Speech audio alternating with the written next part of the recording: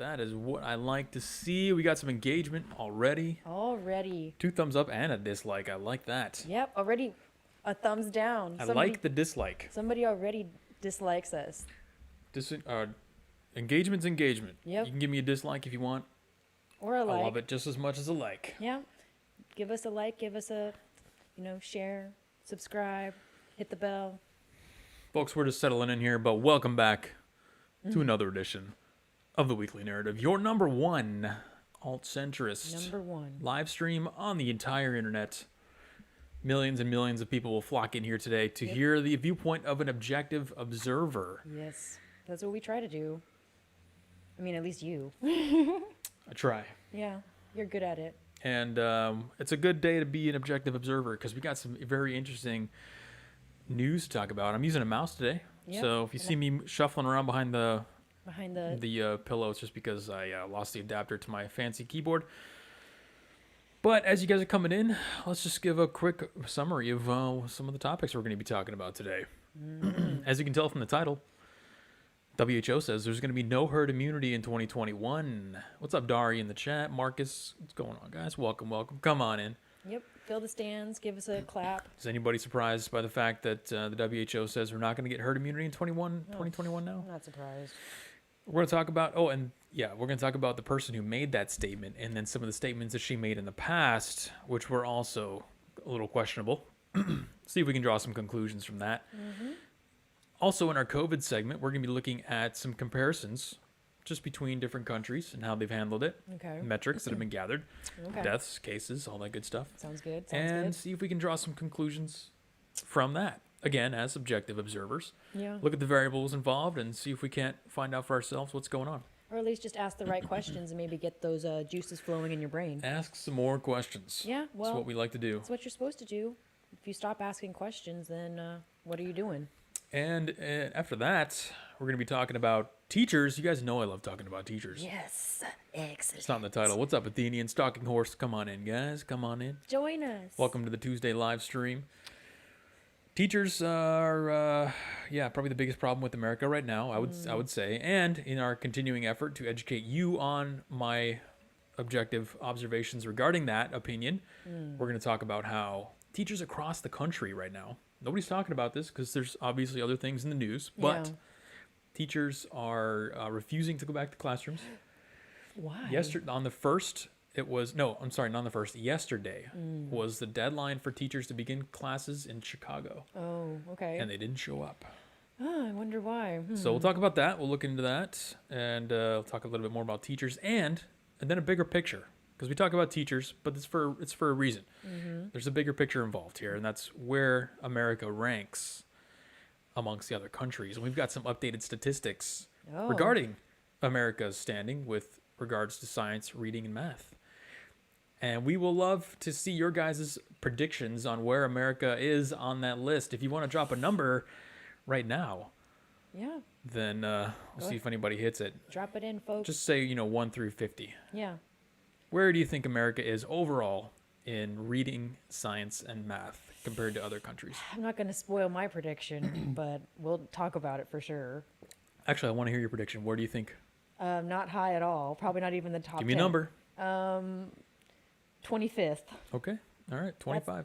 That's my prediction. After we're done talking about that, we're going to get on to a discussion about social media because that's what everyone's talking about right now. We just got done watching some of the Timcast. They brought up some questions that I think they have overly complicated answers to. Yeah. And we'll present our side of that, our view of social media and the whole situation surrounding that. So it's going to be fun. All right, we got some numbers in chat. That's what I'm loving to see here. 33, 49. Good guesses. David just complimented my sweet Polaroid shirt. Thank you, David. It's a pretty nice shirt. My mom got it for me for Christmas. Thought I'd break it out and showcase it. Kind of retro. A little retro, but still interesting because I've pretty much exhausted a lot of my fun shirts that I thought you guys would like. So. Oh, and I got to make a note on here too because there was one more thing I wanted to talk about, and that was the Capitol protests that are supposed to be happening. Oh yeah. Quote unquote. That CNN says, "Oh, we got intel that there's going to be armed uprisings at all the capitals across the country." So we got to call in the National Guard to guard all the capitals. So what now? So where are you getting this intel? Yeah. We'll talk about that. Yeah. I mean, we'll see. So, Well, once again, guys, welcome back to the Tuesday edition of the Weekly Narrative. Let's jump right into these topics today. First on the list in our COVID segment, because COVID, like any good infection, just won't go away. Yeah. This is from ScienceAlert.com. Whoa. Fresh off the press, ladies and gentlemen, This is from the hot take from Tuesday. the 12th of January. Scientists at the World Health Organization warned Monday that mass vaccinations would not bring about herd immunity to the coronavirus this year, Okay. even as one leading producer boosted its production forecast. What? Okay. Well, then why are we pushing vaccines on people? Well, you summarized it in the best way possible. I think you said the goalposts are just need to constantly expand. Yeah. Well, they have to have something for everybody to worry about. So let's gin people up and say that the vaccines aren't really going to help that much. So Well, I'm going to touch on some. This is now, it says, well, they didn't give a name, but they're talking about the same woman that we referred to a couple weeks ago. was it that Indian chick? Yes. That Indian chick. Yep. I forgot her and name. We're going to compare her statements from then with today because if you ask me, they conflict. And I just want to maybe get some clarification, see if anybody maybe in chat can clear it up for me. Continuing on from ScienceAlert.com. England, meanwhile, launched the first of its mass inoculation sites in major cities, racing to get ahead of the rapid spread of the new strain of the disease there. Oh. The pandemic has infected more than 90 million people, and the death toll has passed 1.94 million since China confirmed the first death in the central city of Wuhan a year ago. It's been a year. Yeah. Crazy. Man. China's largely brought it under control, but is tackling a number of local infections. So, kind of begs the question of what are those countries doing differently than us? That's the first question that comes to my mind. But then also, going back to the initial title of the article here, herd immunity won't happen in 2021, even with vaccines. Now, let's go, let's just rewind real quick to the article that we covered a week or two ago. Mm-hmm. This is from Business Insider. Mm-hmm. Top WHO scientist, no, get out of here. Top WHO scientist says vaccinated travelers should still quarantine, citing lack of evidence that COVID-19 vaccines prevent transmission. So this is the Swaminathan chick. Oh yeah. Yeah. Swaminathan, I don't know how you say it. Swaminathan, probably. I mean, Sumya Swaminathan. where's Arian when you need him? Yeah, we need a pronunciation check from Arian, Yeah, where's Arian? our resident Indian, Yeah, our resident Indian that watches us. our expert. Yeah, he's Expert. He's all things Indian. So they said the World Health Organization is urging people, even people who have received a coronavirus vaccine, to quarantine when they travel because there's not yet evidence that vaccines prevent people from transmitting the virus. So just the date on this for your reference is December 29th. Mm-hmm. So that was like 14 days ago. Yeah. 14 days ago, they said there's no evidence that vaccines prevent people from transmitting the virus. So let me jump back to this herd immunity article. Here we are 2 weeks later. How are they defining herd immunity Right. if they're admitting already that the vaccine, there's no evidence that it prevents transmission at all? Was it the CDC or the WHO that changed the name, that changed the definition of herd immunity? That was on the WHO's page too. Yeah. So Even maybe before, that's why they did this. are we back in the old version of the definition of herd immunity now? Is that what that means? Where I- herd immunity means you've gotten it already? Yeah. What's going on here? I am- What's the deal with That's this? what I'm saying. There's so many questions that this. If you're paying attention, there's questions. But even if you're just some Louie who's reading the news on Twitter or whatever, and you see the headlines, you don't know that the Swaminathan, the head scientist, said that it does not prevent transmission. Now you hear the herd immunity, and you're like, it won't happen in 2021. Oh, So I'm just gonna stay in my house for another year. yeah, pretty much. And then I'm actually not gonna get coronavirus at all, period. And then when I actually do get coronavirus, you're gonna get super sick and die. So, Because nobody's telling you what to do when you get it.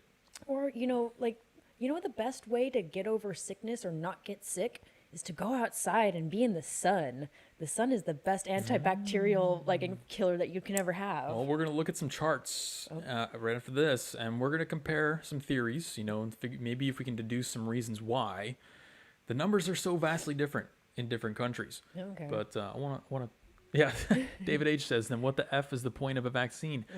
Exactly, David. Yeah, and then That's exactly the question. David also says microchips are in the vaccine. Confirmed.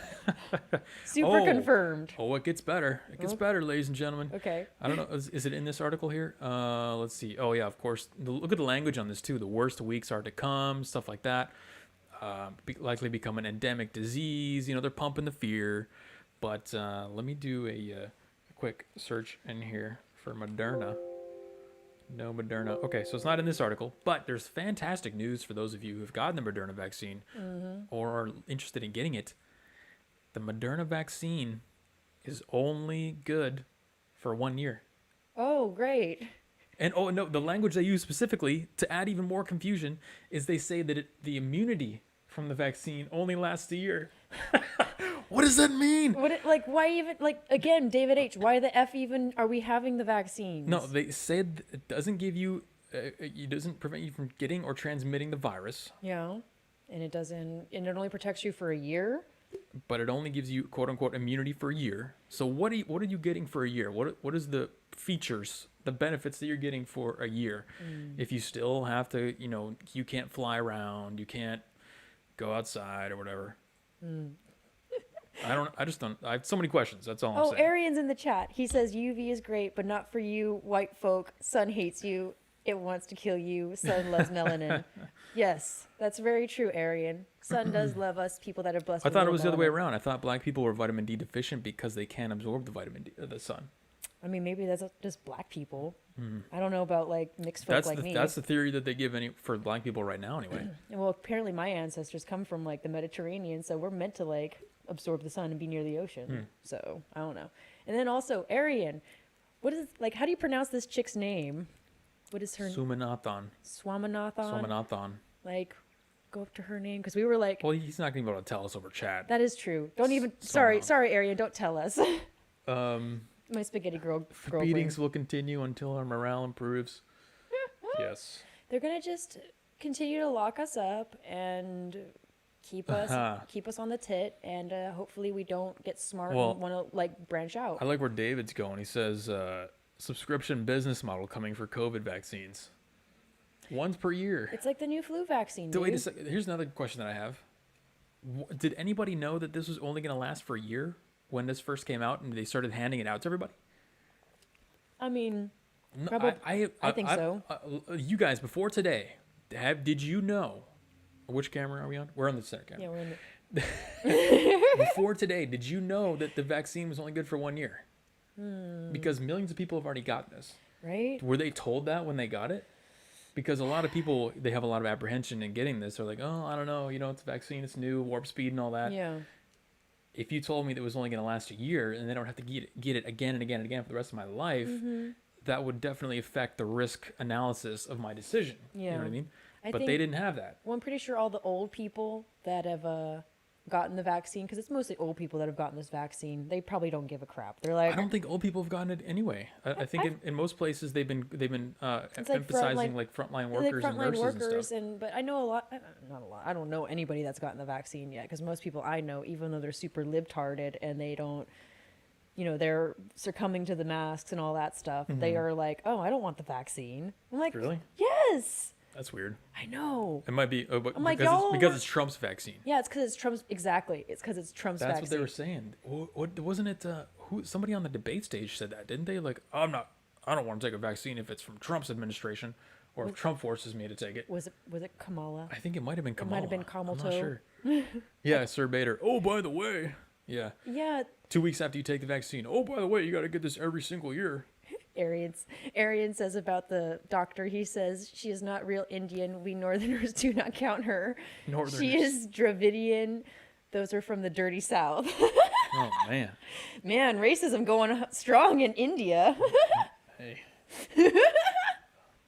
Can't knock it. Looks like it's working. I They're mean, succeeding somehow. they're not doing too bad. Vaccine usually works for 5+ years unless the virus continually mutates. Well, that's the other thing. See, that's how they would get you. Even if this thing lasted forever, they could just say, like they would do with the flu. There's a new strain. Yeah. New strain is Every here, year guys. there's a new strain. COVID 2021. And then the flu vaccine is only 20 to 60% effective anyways.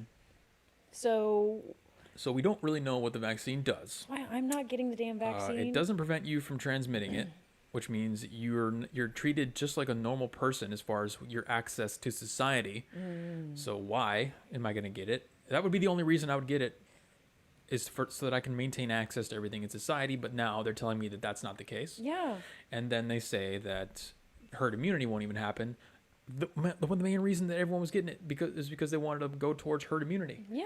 Well, maybe not the main reason, but that was a big emphasis. Was like, So hey, if we all get so that we can go back to normal life and not have to wear masks everywhere. yeah, if we all get vaccinated, guys, we can get back to normal. Now they're saying that's not going to happen. Disneyland will open back up if we all get vaccinated. There's just a whole cascade of questions on questions that I have that it just doesn't make sense about this. So I'm just gonna play on the safe side and not get the vaccine and just get COVID if I'm meant to get it.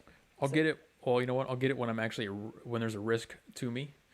So I'll get it in 40 years. Oh, okay. After everyone's had a test run, they've had enough test, rats to test it out and make sure they don't just drop dead or. Well, I mean, I feel like think about Which like apparently some people have. think about like when the polio vaccine came out. How many people were probably apprehensive about getting that? They were like, no, I don't want to get that. Like it's fresh and new. Like this has never been done before. Yep. Absolutely not. But now the polio vaccine has been going on for decades now. They perfected it. You know it's safe. There's no more. You shouldn't have any apprehension about that. There's no apprehension about polio, measles. I'm just saying I'll wait. That's all. I'm more risk averse. That's all. I mean, I'm just not going to get it at all and just live my life and not be afraid. That works too. Yeah, like don't be afraid, folks. What you're seeing in front of you now is 4 charts. Let me zoom out a little bit here so you can see all 4 of them at once. You may not be able to read the text, but for those who are just listening, sorry, you need to kind of see this part. We're seeing 4 graphs that are comparing the United States, China, Germany, and India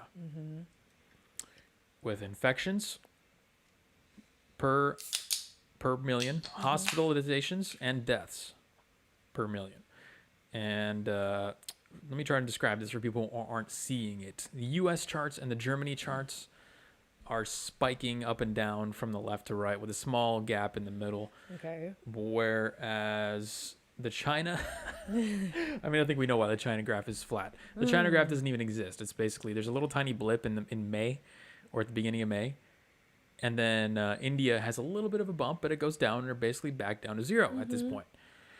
So first impressions when you see this chart, I'm just curious.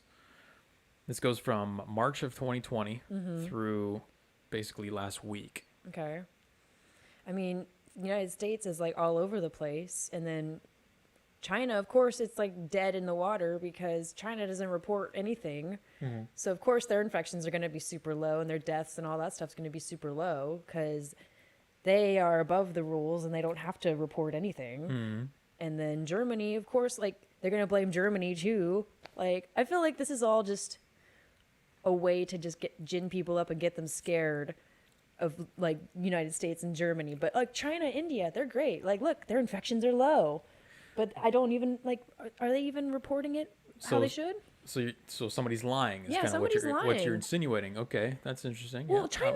China has like what, 1 billion people, and India has They both have like 1 billion people, and their infection rates are. and they have their rates are India lower actually, than ours. India actually has a chart, but they're below. But they're like They're they're basically flat. Their squiggly lines are like nowhere near our squiggly lines. Right. It's a So- good way to put it, scientifically speaking. Like how are people that have like way more people than us, like way more people than us have like way less squiggly lines? That's the question. Like So yeah, that first- doesn't make sense. yeah, the first nothing happened here. China, yeah, Trebater. FEMA camps and coffins. I've heard of that. Yeah, I've heard of FEMA camps for years. Yeah, I mean, FEMA camps have just been on standby, waiting. Check the fine print. CDC does not separate COVID from pneumonia and regular flu. All CDC numbers are reported as PIC, pneumonia, influenza, and COVID. All right, see, now we're starting to get some theories. So, yeah. first of all, we all know that somebody's lying on these graphs. We But clearly tell but who's the- lying. well, this is the interesting Well, part. I think all sides are lying. This is the interesting part. Initially, everyone's first gut instinct is to say, "Oh, China's lying." Obviously, their graph doesn't exist. But if you think about it, just a little bit more, and consider what Robert said. Put your thinking caps on, folks. Consider what Robert said. Consider all the fear mongering, the lack of trying to mitigate this in the United States, all that other stuff. Is it possible that the United States is lying about its numbers? And is there ever a case where you would want your graph to look big and scary as opposed to small? Could you be lying in the opposite direction? That's the question that I'm asking. And I think that's what I was in my spaghetti brain was trying to get at. It's like, why is India and China's numbers like on the graph looking so low, and the United States is so damn freaking high? I think it's to gin people up and get them scared and be like, look, we need to do more. Look at what India and look at what China's doing. They have no infections, they have no deaths. Like they're open back up. Like, what did they do that we can't? That we're not doing? Well, they're not comparing us to China at all, but they do. I think that they would inflate these numbers. Oh yeah, of course. In order to enact stuff like lockdowns. Yeah, they stuff want to like scare us. Restrictions, more regulations, things like that, vaccines, because again, now let's dig into it a little deeper. Like you said, India and China are both way more populated than the United States, right? But I want to introduce a hint. A clue, if you will, to help us solve this problem. Let me bring up another map. Okay. Another graphic, because graphics are a lot more persuasive. Of course. Now, what you're looking at, I'm not even going to reveal the legend. I just want you to look at this map. What you're seeing is a global map where North America is entirely red, Canada, America, Mexico, all red. China and India are green. And the title of the graph says Global HCQ Use. So they've been using hydroxychloroquine. That's why their shit is so good. Let me open up this a little bit more, zoom out, so you can see the legend. Red means limited usage. So red means nobody's using hydroxychloroquine, basically. Green means widely used. Okay. India and China are green. Yes. So they've been pushing out hydroxychloroquine, and that's why their infection is so low. Hydroxychloroquine as a prophylaxis also, and ivermectin. Okay. In a lot of cases. Delhi, which I think is the biggest, maybe one of the biggest, but I don't know if Bombay's bigger, but Arian can correct me. One of the biggest cities in India is doling out ivermectin in prophylaxis treatment for this. So which may explain the line that you see here, because India has an actual line, unlike China, but they've been using HCQ and ivermectin this whole time, whereas we have not at all. Yeah, they've pretty much you have to practically beg your doctor to get HCQ. They're not going to just give it to you. Well, I've heard stories of people that have gone to their doctor, got prescribed HCQ, went to the pharmacist to get their HCQ prescription filled, and then the pharmacist will not want to fill it or be apprehensive to fill it. Yes, I've heard of stories. I've never heard of that. Yeah, they don't it's been freaking HCQ's been bastardized in the Western world, but in countries like China and most of Africa and South America, they use HCQ for malaria. They've been using it. It's been around for 50 years. It's been used to treat all kinds of stuff. It's used off-label in this case I believe, for the COVID stuff. Now, we've brought this question up, or I've brought this question up multiple times. Why aren't we telling anybody how to treat this or taking any prophylactic action against this? We're not giving out anything.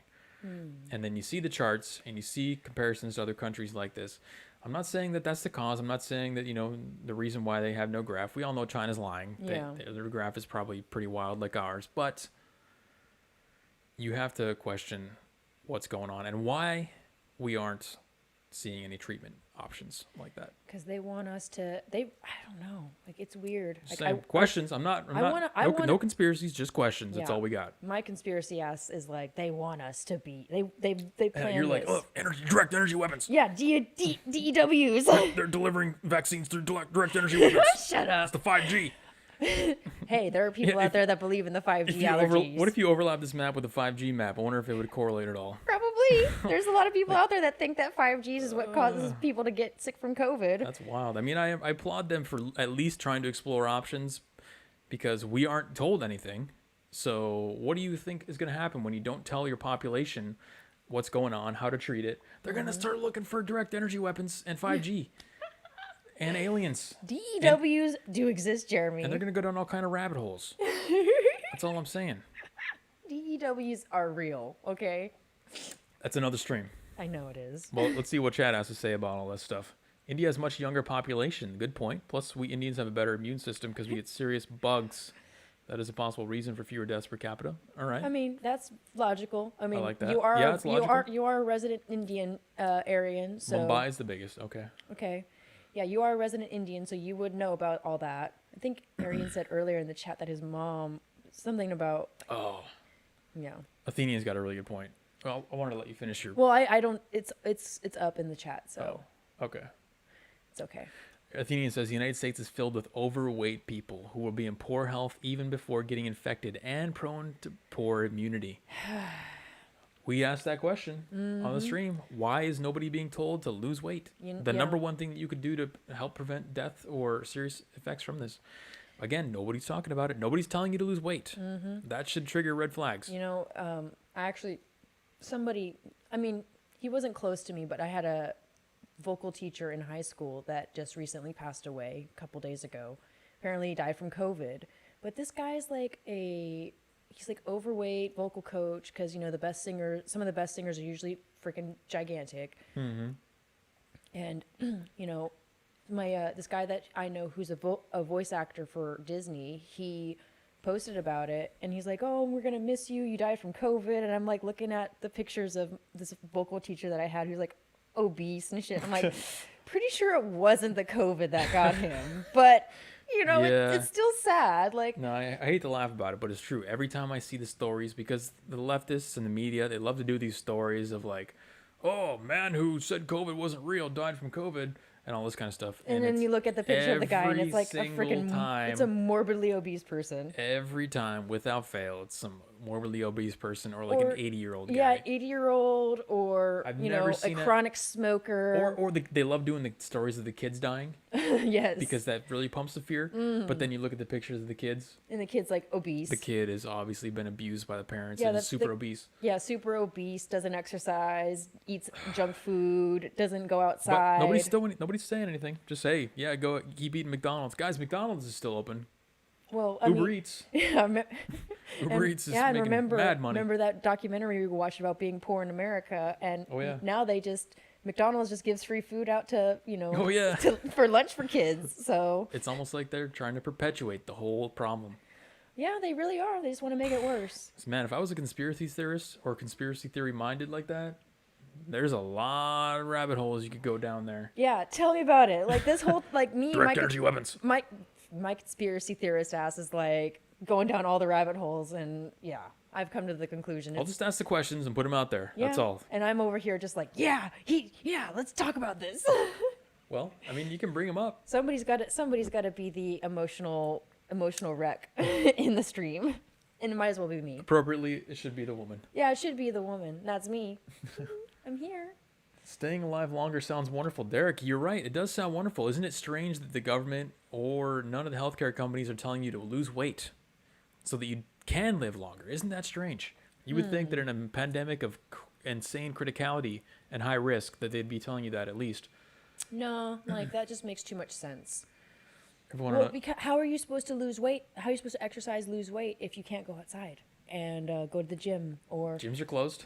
Which is another WTF. Yeah, gyms are closed. You can't just... I mean, you can go for a walk.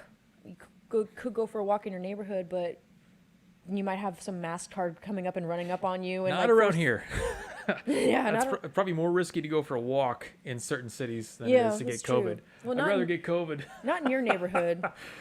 Not in your neighborhood, because you're downtown. You're in the heart of...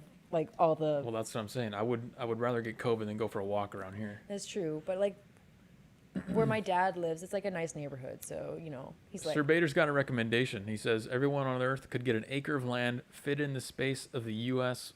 west of the Continental Divide. Hey, I like that idea. Yeah, that's cool. It's kind of what I've been proposing anyway, only I have to buy my land. Yeah. We should re-implement the Homesteading Act. Diabetes, heart problems, all related to weight. Yes, exactly. A coincidence theorist. There we go. I like that. Sir Bader, good idea. I'm a coincidence theorist. You are. You really are. I'll put these little pictures together. You know, these, like you see on the crime boards where they got the picture tied with a thumbtack to their picture.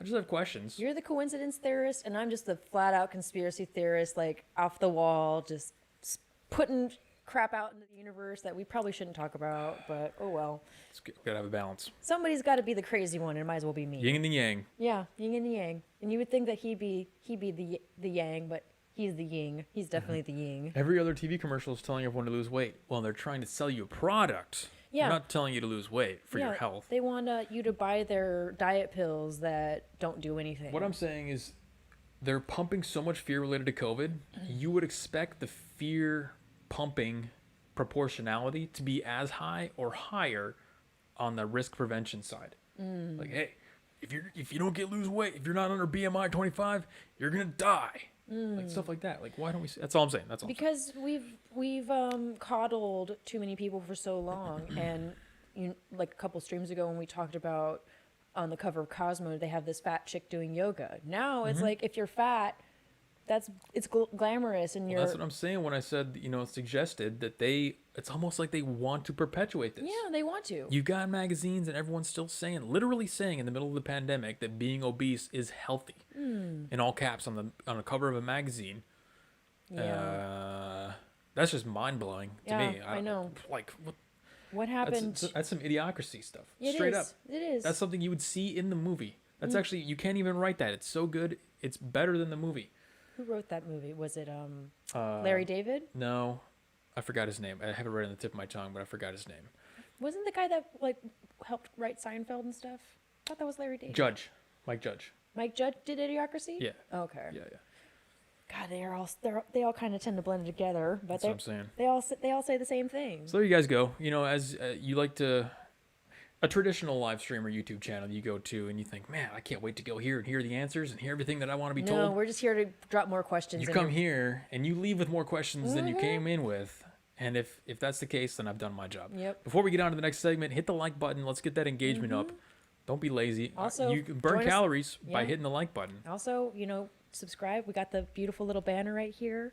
Join us on Locals. That's right. We're gonna do a after hours stream on Saturday. That'll be our first one. So, Can't ask questions like this without getting banned. yeah, guys. so we're gonna go on to Locals. We're and talk on about the way those out. things. Let's just say that. So Yeah. follow us on Locals because we're not going to get banned from there. Yeah, we're not gonna get banned. I mean, they might just ban our ISP and make it to where we can't. But Save us, Elon Musk. yeah, save us, please, for the love of God. I want Save to us talk all. about that too. Starlink.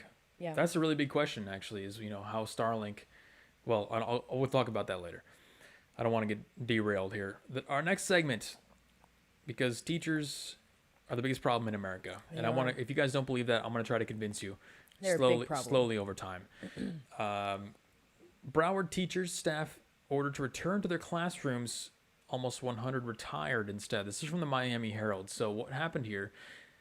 For the last few months, for the last almost year actually, teachers unions and administrations have been battling over teachers returning to the classrooms and teaching class in the classroom again. But the teachers are refusing. They just won't do it. Of And course. this is yet another example. I think we talked about this already a few times, but I just want to, with all the other stuff going on, I got to make sure and keep you guys keyed in on the teacher situation, How okay? crappy our teachers are. Yeah, so I want to make sure you don't forget. Yeah, we can't let you forget. No. This is why you need private school, folks, Exactly. or homeschool. Broward County public school teachers and non-instructional staff were told by the district in December that anyone still working remotely had to report to their in-person assignments this week. Instead, since that December 17th memo went out, almost 100 employees chose to retire, and more than 100 took leave or called in sick on Monday, Honestly, the day they had to return to their schoolhouses, according to the head of the Broward Teachers Union. I mean, honestly, those 100 teachers that retired, good. You need to get your asses out. We need better teachers up in this bitch. a good point. That's my philosophy. But they're just No, gonna that's- hire 100 more like shitty teachers that are just gonna teach drivel and the 1619 project to their students. So there you go. Yeah, it's true. That's regardless. If they get back, it's kind of a lose-lose. If they get back into the schools, that means they're just going to teach their propaganda in person. I mean, if they would just, I don't even know what the solution for the teachers is because. Stop being a little whiny.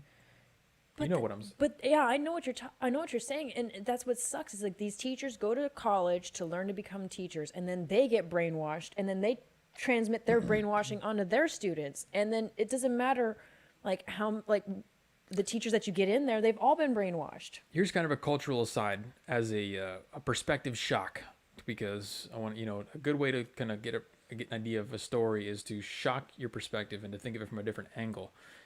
Imagine in Japan, teachers. Japan is a society of honor, discipline. Yeah.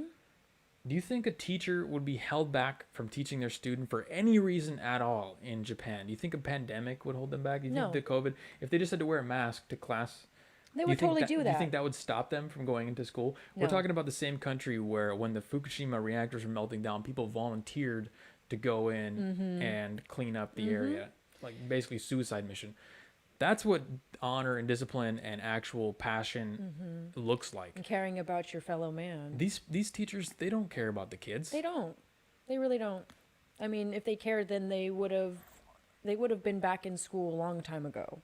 That's the way I see Yeah, it. If no, they you're actually right. gave a crap. And that's the point that I'm trying to make. They've been fighting to not go back into class Right? for months and months and months. That's another reason why, if you have kids, homeschool them or private school. Now, we don't have kids. Some of the people in chat might have kids, so you guys would understand the struggle a lot better than we will. But Yes. people have had to homeschool their kids this entire time. This is messing everyone's lives up. My sister-in-law gets paid from the state to teach my nephew. So, like, she gets extra money for that. It's kind of crazy. Well, there you go. But, for a lot of people, having to make that shift where, okay, now your kids are home all day, so you have to do work remotely if you're working remotely and take care of your kids and do the schooling at home at the same time.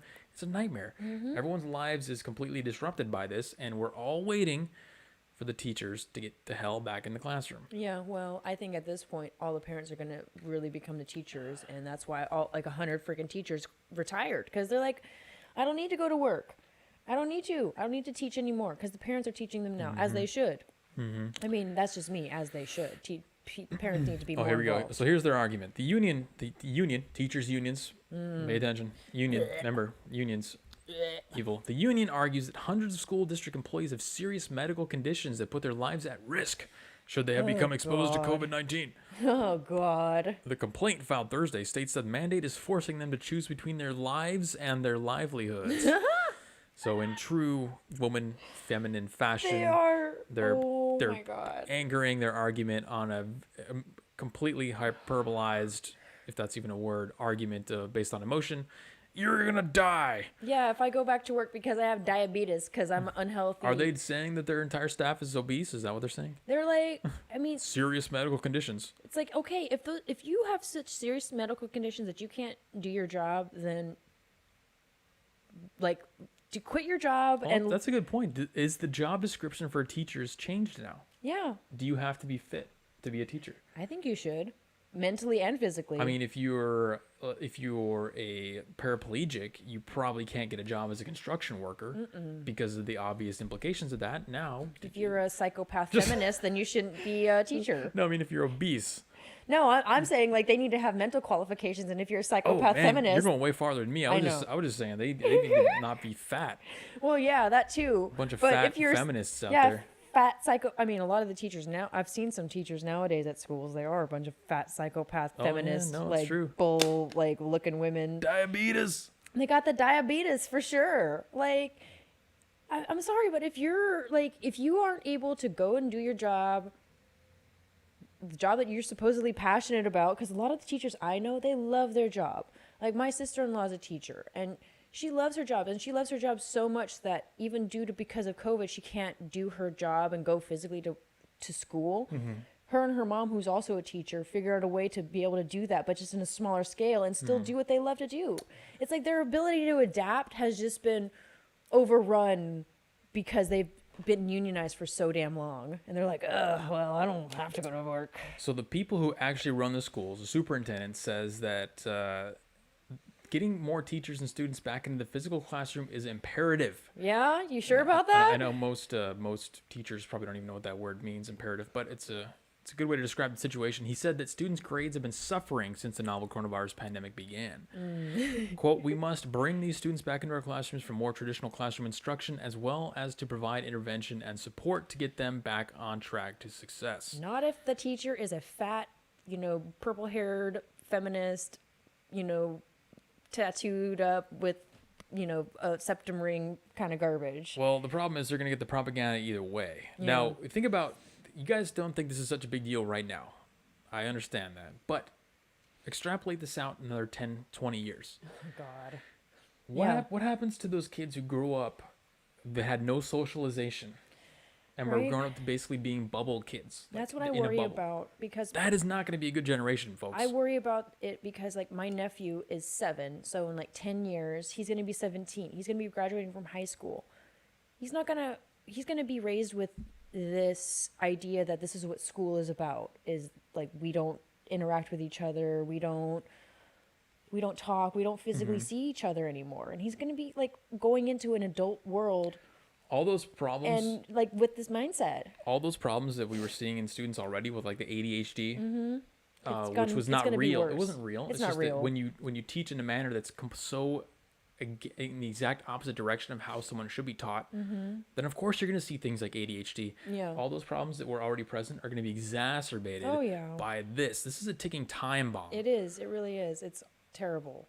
I'm not a fan. So that's what I've been saying during the stream. I'm like, if you got kids and you're in the chat right now and you're listening to this or you're just watching this afterwards, then pull your kids out of public school, homeschool them, or get them into private school. Like, Sir Bader does not like teachers.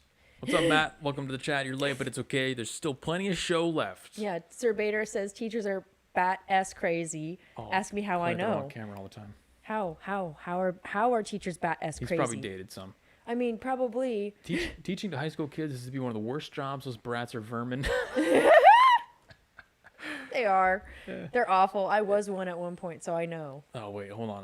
We gotta go up because we got lots of chat. I love the chat engagement, you guys. Thank you guys for joining us. Yeah, This they is liked awesome. my Japanese perspective shock. Yeah, call well, it. the Japanese. I think the Japanese are like the sleepers of all of the like national powers. Like people underestimate the Japanese, but best believe don't Oh, yeah. underestimate them at all ever. No, their culture is superior. That's They take pride. I think. They take pride in their culture and being how they are. Like it's just, yeah. Like Robert. I would like to go there and see it for myself. I would too. I would as well. Even as an outsider, I would acknowledge my inferiority. Oh, of course. Robert brings up a great quote from Thomas Sowell. He says, "Ours may become the first civilization destroyed, not by the power of our enemies, but by the ignorance of our teachers and the dangerous nonsense they are teaching our children." Boom. Exactly summarizes what I'm trying to say. Robert, thank you for dropping that. That's the hot take right there, Robert. Thomas Sowell, in and of itself, a genius African-American economist, but And a total bamf. the quote getting dropped by Robert, that's a double win. I agree 100%. That's the whole entire message I'm trying to say in a nutshell. Is Yeah. we are literally being destroyed from the inside out from our teachers. Yep. And it's not just the lack of education. It's the indoctrination of all the stuff they're teaching our kids too. It's not just the lack of good education. It's the active endorsement of bad ideas. It'd be one Yes. thing if you just didn't teach them very well, but they're actively teaching them very incorrect and wrong things. And then on top of that, you don't have parents at home paying attention to what their kids are being taught. Yeah. And then going, yeah, no, Hey, parents don't pay like- attention at all. they're like, hey, yes, what your teacher taught you about this is not incorrect, but hey, maybe just give you a different perspective. Because that's what my parents did. My parents were engaged in my education. And I would come home and talk about things with them, and they would be like, hey, I know that that's what your teacher taught you, but have you thought about it from this point of view or this point of view? Or, just try to, balance it out. They were And engaged. They're very engaged. Yeah, most parents are not engaged. They're like, They're not. They don't give a crap. "Hey, Mom, I learned about how to be gay in school today. I learned about what blood play. I learned about what blood play in school is. I learned what witchcraft is in school today, I Mom." learned about that Black Lives Matter, and that I'm inferior. I should feel inferior because of my skin color. Hey, Mom, in math class today, I learned about how to protest. Okay, Mom, I love you. In math class, I learned that 2 + 2 might equal 4. Yeah, right. Might equal 4. Hey, Mom, did you know 2 + 2 can sometimes equal 5? Could sometimes equal 5. That's what they're learning in these schools. Oh my god. Hey, Mom, math is hard. 2 + 2 is 4, but I think It's it might five. be. I It's think it might five, be too. 5. So I'm gonna just say it's 5. My teacher said 5, but I do 2 I like plus your 2. voices. I like your voices, Jeremy. They're getting better instead of being like, "Oh," like trying to talk like a The southerner. aggressive southerner. Yeah, I'll reserve the aggressive southerner voice for when I want to be the powerful masculine man. Yeah, or when you're talking shit about Trumpers, that's when you use the southerner voice. Yeah, no, I can't do that anymore though. I'm not gonna use a southerner voice when I'm talking smack. I'm just gonna use it in a positive sense because we got a lot of southerners viewing, and I'm probably moving to the south too. So Yeah, maybe. moving on to our next topic, our next article rather in the same topic. Minneapolis St. Paul teachers oppose school reopening plans. From the Star Tribune, leaders are calling for additional COVID safety precautions. What, like plexiglass in between each desks? Plexiglass, just between everyone has to walk around in a plexiglass cage. We all just need to wear bubbles. Yeah, pretty much. Teachers unions in Minneapolis and St. Paul are pushing back on their district's February reopening plans, asking them to delay the return to classrooms over safety concerns. Safety concerns. What is the safety concern? But it's just I think the safety concern should really be like, I'm just concerned for my safety. I mean, the safety concern should be like if a kid's going to bring a knife into the school or something, or drugs or alcohol. now, on That's a top- genuine safety concern. They already have to deal with that on a day-to-day basis, but now it's like on they're top going of to bring that- a virus in there too. Yeah. Governor Tim Walz announced in mid-December that elementary schools could reopen as soon as January 18th with precautions, and many districts are set to bring young students back next week. But Minneapolis, St. Paul, which have both been in distance learning since COVID-19 pandemic hit last spring, are aiming for February starts. So they've been distance learning since last spring. Man, imagine being a parent. Your kids have been home every single day, all day, from last spring until at least through February. Oh my God. And what are the bets that, not just in Minneapolis, but across the country, these deadlines that they're setting? Oh yeah, no, we're aiming for February. They were saying they were aiming for April last Right? February. Again, they changed the goalpost. It just keeps going. They just pick it up and like move it over like 5 yards, and they're like, okay, got to get it here. And then when it doesn't happen that way, they just move it again. They move it over 5 yards again. So it's one of these things where until people stand up and say no, and they pull their kids out of these public schools and they just do homeschooling, or they send them to private school, and then these school districts see a drastic decrease in the number of people that are in their schools. That's the only way that's going to really change. And then they're going to be like, oh, maybe we should let kids back into school. Maybe. Sorry, I just read a comment. Yeah. They liked my They my loved. impression of They the liked your learn to be little gay. kid. That was pretty Yeah, good. that That was- was pretty good, I Jeremy. mean, that's what they're teaching them. Need to That's not even a joke. We need to clip that and then It's put just- that on the it's channel. Just dead serious. I learned to be gay today. Yeah. Hey, Mom, I learned how to be gay today. I I'll love you. timestamp that for you, and then you can clip it and put it in the channel. That's true, though. Okay, so there was another story I wanted to share about the same exact thing happening in Chicago, where, like I mentioned at the beginning of the stream, yesterday, we're talking about Chicago, one of the biggest cities in the country. They were slated to go back to in-person classroom learning, but none of the teachers showed up. Oh, So the same exact thing we're seeing in Chicago, Minneapolis, everywhere across California, Broward County. what's the common Everywhere- denominator with all everywhere. these places? I'm just raising some evidence. You guys can come to the conclusions on your own. Yeah, I mean, y'all are smart. We're not going to mention like the people that run these cities where all of this stupidity is coming from. I mean, there's a lot of correlations to it. It's not just the cities, but it's also who are the teachers. yeah, The teachers are all feminized leftists yeah. that are fresh off that college factory line. They're fresh off that conveyor belt. They're either fresh off the conveyor belt or they've been on the conveyor belt forever and they know they're on their way out and they just don't give a fuck. Could be that An too. F. Sorry, Jeremy's mom and dad. Could be that too. But yeah, that's what I'm saying. There's a lot of correlations you can draw from that. Because again, like you asked, like what are the safety risks? They say, "Oh, I'm afraid for my safety." Then don't be a teacher. Does that sound like a man saying that? No, it's a bunch of chicks. Yeah, exactly. Why? This is the time. Okay, this is the time for male teachers to like really like take the forefront. Question for you and for Chad. Okay. Camera 3. I've been pointing the wrong camera all night. Yeah. Do you think we'd be in the same situation if teachers were a profession dominated by men? Do you think they'd be so afraid? Do you think they'd be, I'm afraid for my safety? Do you think teachers' unions would be like, I want to stay at home and do remote learning? See, if they were like actually real men, Masculine men, Okay. not feminized men. not these feminine ass Not like the beta males. not the college conveyor belt men. If they were like real men that were that were teachers, no, this shit wouldn't have happened. Yeah, okay. But because a lot of and then the men that are in the teachers unions now are just these total feminized, like soy boy, little skinny Soy chuggers. soy chuggers. Like Gallons of soy every day. they just inject soy, into their veins. No, it's true. They just want to be women. Trick question.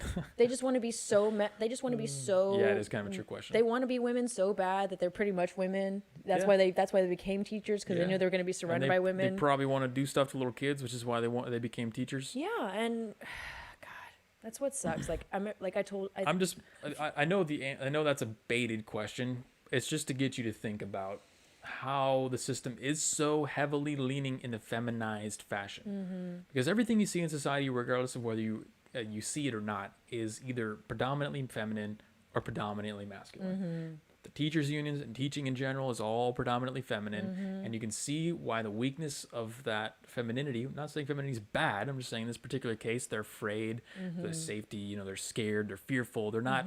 They're not like I was comparing to the Japanese, where they're stoic and passionate, and they just want to get back in there. Like they And they're- risk themselves to teach the kids. and they're total bamfs. Yeah, that's all I'm in saying. case people who are listening to this don't know what a BAMF is, it stands for badass mother effer. That's what a BAMF is. So it's just like a gaming term. Athenian says that teachers went to school during the Cold War when schools had bomb threat drills because there was real risk of nuclear war. Exactly. Right? They Good. were total badasses. Same thing with the Japanese teachers. Like they will travel like to and fro to be able to like teach their kids, because they know that the kids are the future. They know that kids are the way to improve society. They get it.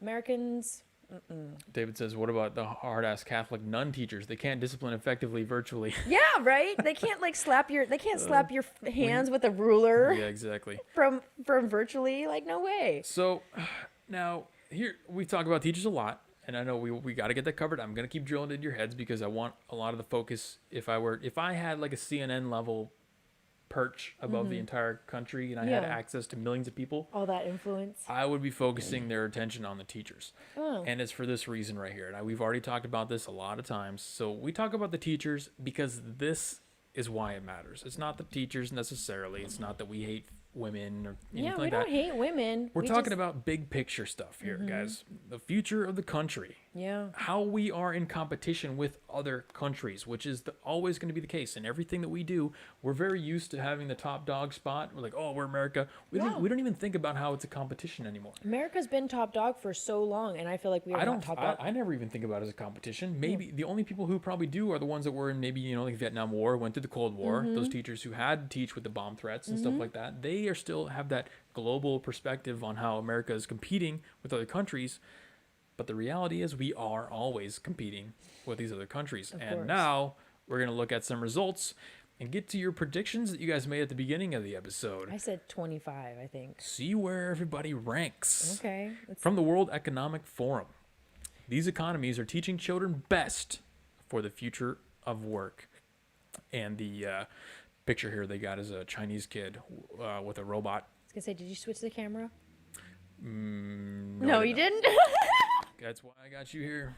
Oh, well, I'm looking at the. Now you can see. Now you can see from what the we're World looking Economic at. Forum. These economies are teaching children best for the future of work. STEM subjects like soft skills like analytical thinking will be key for the jobs of tomorrow, according to the World Economic Forum's Future of Jobs report. Asia topped PISA's triennial global test of math and science in 15-year-olds, with China and Singapore ranking first and second in 2018. What have I been saying this whole time, guys? China's going to surpass us. America is teaching the kids how to be gay, and China is teaching their kids calculus in 4th grade this Yeah. whole time. And nobody's going to care about the fact that I talked about this until China is basically owned us. Yeah, well, they already own us, They're like, but "Whoa, how did this happen?" until China invades us, They they're won't even have to. They just laser us from space with their satellites. with their DEW. Yes, they're direct energy weapons. I guess a laser technically is a direct energy weapon. That's what the direct energy weapon is. It's a giant laser. Yeah, no, it's true. It's a laser beam. The most recent data set to be released from the survey looks at how prepared students are to thrive in an interconnected world. Now I understand what some people might be thinking to themselves at this point. Well, Jeremy, this is a World Economic Forum. This is propaganda. Okay, no, Well, it kinda is, I but understand. it's okay. Yeah, no, I'm This is why we look at both sides. I acknowledge that 100%. percent Yes, but you can't deny that if you take an objective measurement of a country's ability to teach science, reading, and math, you can make conclusions from that independently of whatever World Economic Forum says. So all they've done is measure this, and now we get to look at the results. And this is hot off the press from just the end of last year. It's a hot take, yo. It's Here we Hot go. Take Tuesday. Here we go. Top 10. I don't know why they say top 10 for science and math. This is like the top 30. Let me zoom in here a little bit on this. PISA 2018, the top rated countries. Okay, we got China. Unsurprisingly, number one spot is China. China. We got Singapore, Estonia. I don't even know where the hell that is. Is that in like? It's a country the size of a Walmart. And I was gonna say, is Europe. what is that in like Russia?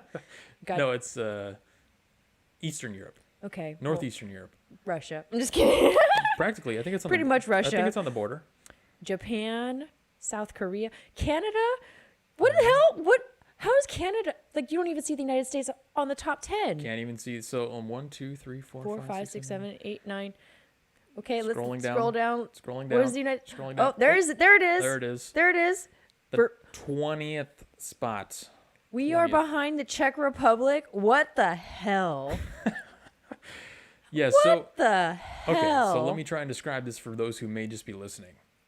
Beyond the top 6 or 7, there's very little gap between each individual competitors. So you've got like Ireland at 1514, 1514, New Zealand at 1508, Sweden 1507, going down even further, Belgium 1500, Australia 1497.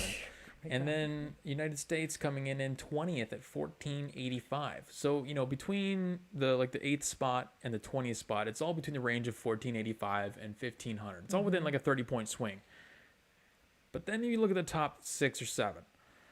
China is at 1736. Oh my God! So for those who- they're surpassed us. 300 points higher than the United States. Practically Wow. 200 and what is it? 200 and I can't even do the math right now because I have my education in the United States. Yeah, So exactly. you can't do, you can't blame me for not being able to do the math. and I can't do the math just because I'm a girl. So Yes.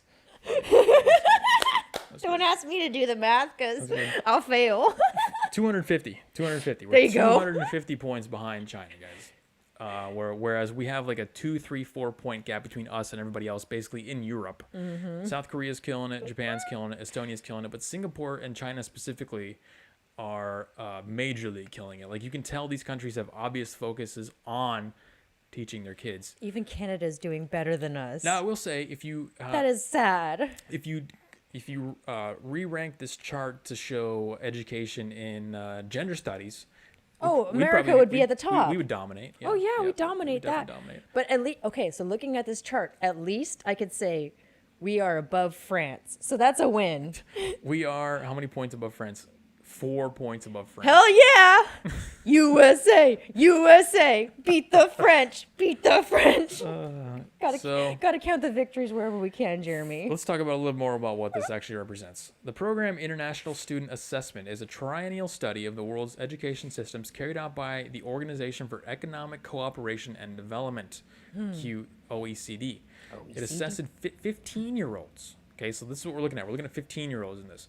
The 2018 survey put Beijing, Shanghai, Jiangsu, and Zhejiang in mainland China jointly at head of the table overall. So we're actually looking at like probably, how many different entries from China that are actually number one instead of just one slot for China. Yeah. Followed by Singapore and Estonia, the best performing European country. Estonia actually is pretty based.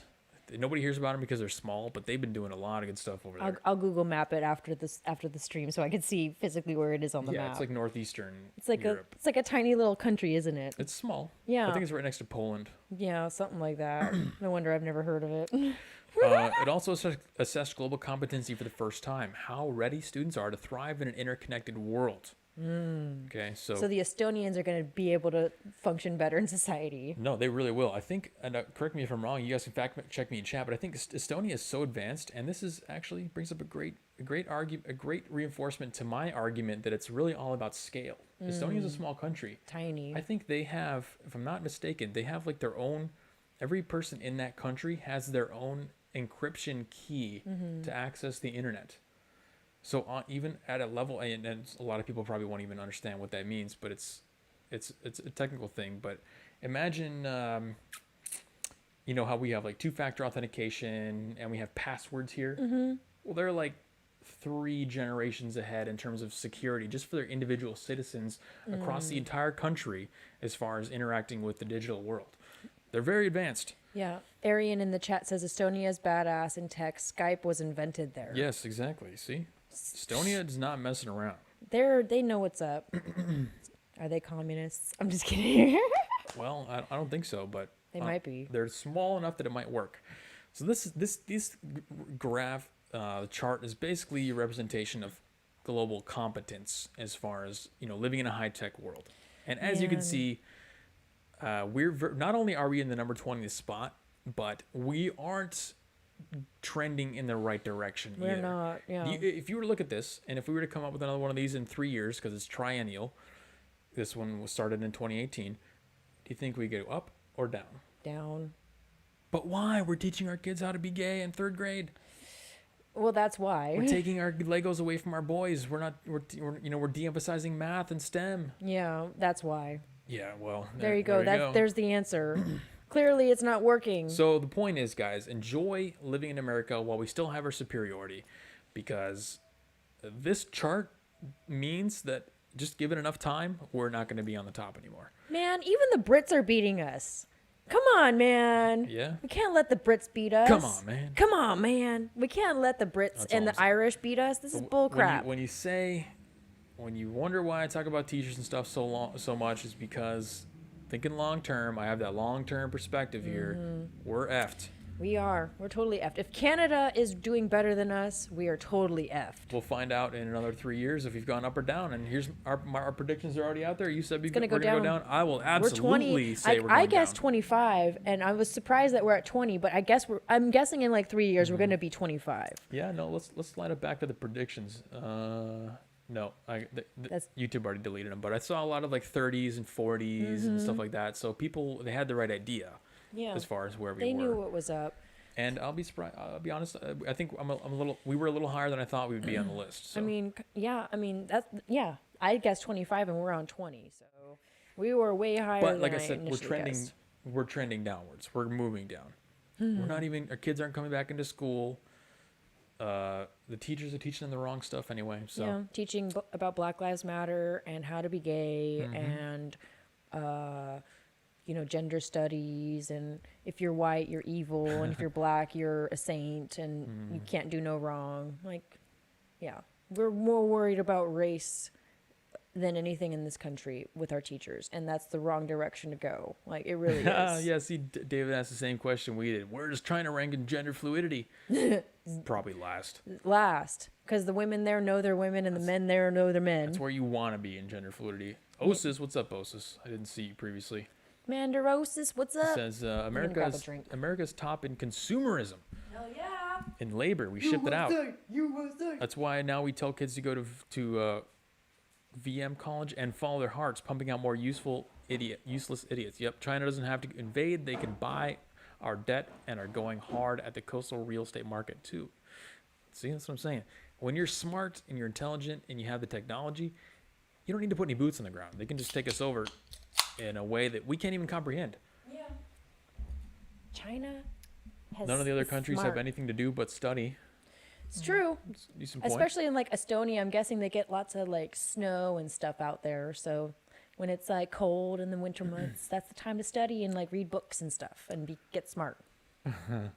Gotta get that smart. Yeah, let's. Robert says, stop using Google! Exclamation point, 4 exclamation points. So it's important. Robert, if it was way more important, you would have used capital letters. Just saying. Estonia is like 35% Ruski, and the rest native Estonians very tech savvy, and the chicks are feminine, not the man wannabes from the West. Hell yeah. So there's still some pockets of Europe, like Poland, that are very. They've resisted the Western propaganda. Hell They yeah. remain to be. You know. Women stay home, take care of your man, raise your babies, and make them a sandwich. Yeah, Poland is in the top. Poland's in the top 8. Yeah, I 2, wonder 3, what, 4, like- 5, 6, 7, 8. Yeah. Huh. Poland and Finland. So, yep. Huh. All the countries that embrace the gender you know, binary. you know what I'd love to see? I would love to see this transposed right next to, if there was a way to measure it, how feminine your society is. That would be interesting. Get a map and show everyone where Estonia is. We're all talking about Estonia. That's hella funny. You know what will bring our numbers up? Legalizing aliens and open borders to third worlders with third grade educations. Yeah, that's what the leftist wants you to believe, Commander Osis. That's what they want you to It'll believe. definitely help our average out. Yeah, let's look at it. It'll help me out to look at where it is geographically. Definitely. All right, here we Because, go. like I said, I'm not the smartest cookie of the Whoop. bunch. See, Oh, okay. northeastern. Okay. Yeah. So right below. They probably get some Borders smoke. on Russia. Is that Russia? Yeah, this is Russia right here. Yeah. Yeah, so that makes sense that Arian said that it's mostly Russians. So, Mhm. or it's, I think you said like 25% or something like that, Mm-hmm. which is a big portion. Estonia, Poland passed laws that fine social media for censoring speech. Total opposite of the U.S. Yeah. Poland's definitely one of the last refuges. Poland is weird. Thanks for your that update there, Arian. Appreciate that. Yeah, we love it. Your assessment of Estonian chicks. I have never met an Estonian chick, but So with the way he's describing it, I wouldn't mind meeting an Estonian chick. there's I think we've beaten the horse on the teacher stuff for the day and the education on that. We Yeah. all know. We all know teachers are garbage. We all know where we're going as far as that's concerned. Let's move on to our next topic here, Hell which is yeah. the juicy one, the one that everyone else is talking about: social media. Hell yeah. Social media. So I've been thinking about this a lot, and it's not a new conversation or an idea for me. I've been thinking about it since Facebook and MySpace even came out, where, just to give you guys a little background, everyone else was getting on these platforms, even back when I was in high school, and I resisted from day one. I Yeah. never got on a Facebook. I never had a MySpace. I never made a Twitter for any reason other than to talk smack politically. To troll people. And to troll people and to see what, the retards are saying. Yep. That's how I monitor the retards. I never had an Instagram. I still have never made one. Good for you. No social media, because I knew I could see exactly where this was going from the start, from the beginning. When you centralize communications like this, I don't know how anyone else could be shocked that when Twitter removes ability to communicate from it, like from Trump or from the right wingers or whoever else they banned off of it, it's almost like it tells me, and these are people that I'm inclined to agree with. I'm otherwise inclined to agree with most of what they say. But on the social media stuff, I can't help but seeing them as, just completely ignorant. Yeah. And a perfect example of that is Scott Adams. So I watch Scott Adams almost every day. Yeah, you're a big Scott Adams fan. Anybody else in chat Scott Adams fans? You've Scott turned me Adams? on to him, and I follow him, and he's pretty cool. He's good because he's definitely leans conservative, but he's objective. He's very objective, and he also, just from a girl's point of view, and like just as somebody that listens to people's voices, he has a nice voice to listen to as well. So Oh, well, there you go. yeah, So he has been on this tirade about how removing somebody from social media is silencing their free speech. no, I mean yes, but these And the companies are owned by people, so Well, the argument there is that to have free speech, you have to be on the platform that everybody uses. yeah, But I think, ironically, because Scott is always the guy that talks about thinking past the sale, and a lot of people are doing this too. It's not just Scott. I'm just using him as an example. He's thinking past the sale on this. yeah, Because what's happened, this is the reality of the situation regarding Twitter and social media in general. The ability to communicate with an infinite number of people just fell into your lap one day. Yeah, it did. You're like, oh, Twitter. We're like super interconnected with Twitter and all these platforms. Yeah, you're like, oh, Twitter. Like the first day that you made your Twitter account, the ability to communicate with an infinite number of people just fell into your lap. You never had that before up until that point. Yep.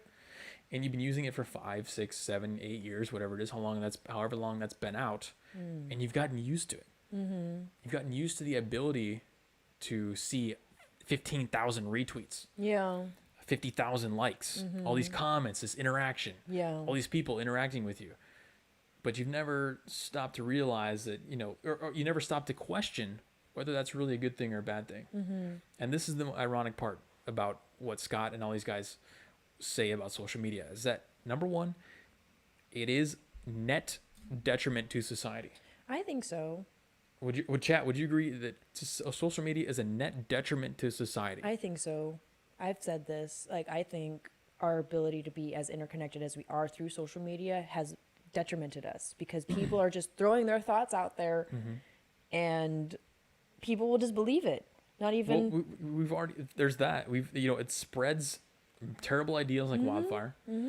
But we've already talked about like Dunbar's number. Yeah. You're not supposed to communicate and interact and have that many relationships Yeah. anyway. It's, So there's scientific evidence for what we're talking about. But still, there's a lot of studies that relate, Twitter use, Facebook use, Instagram use to mental illness, the sharp increase in suicides, especially in females over the last 8 years. It's a net detriment to society, I think. Yeah. And guys like Scott and all these people who are arguing for Twitter access, saying, oh, they're censoring us, they will all likely agree that social media in general is a net detriment to society, and yet they continue to advocate for access to it. And they say, on the other hand, oh, I don't have free speech if I don't have access to it. Like this platform No, is the no. conduit for toxic ideas and spreading horrible mental illness. But also, if I don't have access to it, I don't have free speech.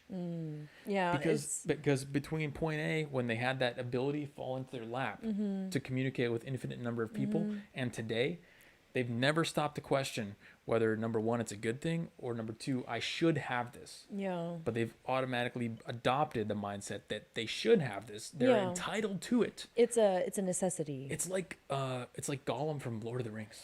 My precious. Yeah, he finds the ring. Just a normal guy finds the ring. A normal guy finds access to Twitter, and then 10 years later, after Twitter's been out, he's like, you take it from me. Right? You took my precious. My precious. Yeah, that's what it's become, because these people all think that they're entitled to the ability to communicate with an infinite number of people while also simultaneously acknowledging that it's a net detriment to society. That doesn't make any sense in my head. It And I'm doesn't. curious what your guys' thoughts are. Well, I don't know. So, yes, we should be able to go on to Twitter and say what we feel and reach as many people as we want. But if Twitter's going to be a little bitch and censor people and not allow you to say what you want to say and not give you free speech, oh well. So guess what? so You're able to still speak freely on other platforms if you really want to. So you think that Twitter, having access to Twitter is necessary for you to have free speech? No.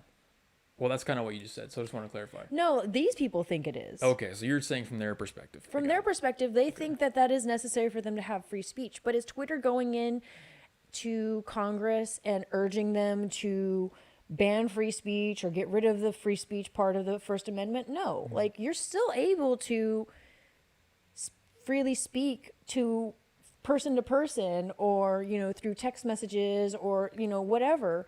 It's just these companies, yes, and unfortunately, these companies do have the right to tell you, like, yeah, you can't say that. Well, that's kind of what I'm trying to paint the picture of And when it I'm talking sucks, about. but you know what? Guess what? Move on.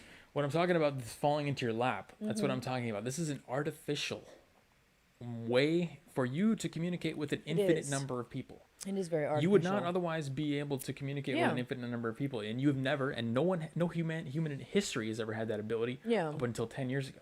Yeah. And now all of a sudden it's like, well, if I don't have this, then my basic rights aren't being met. No, that's not true. That's not true.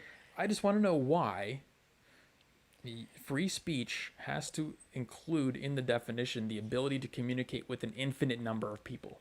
It does. That's just what Because that's all Twitter is. that's what we've been brainwashed to believe. removing Unfortunately.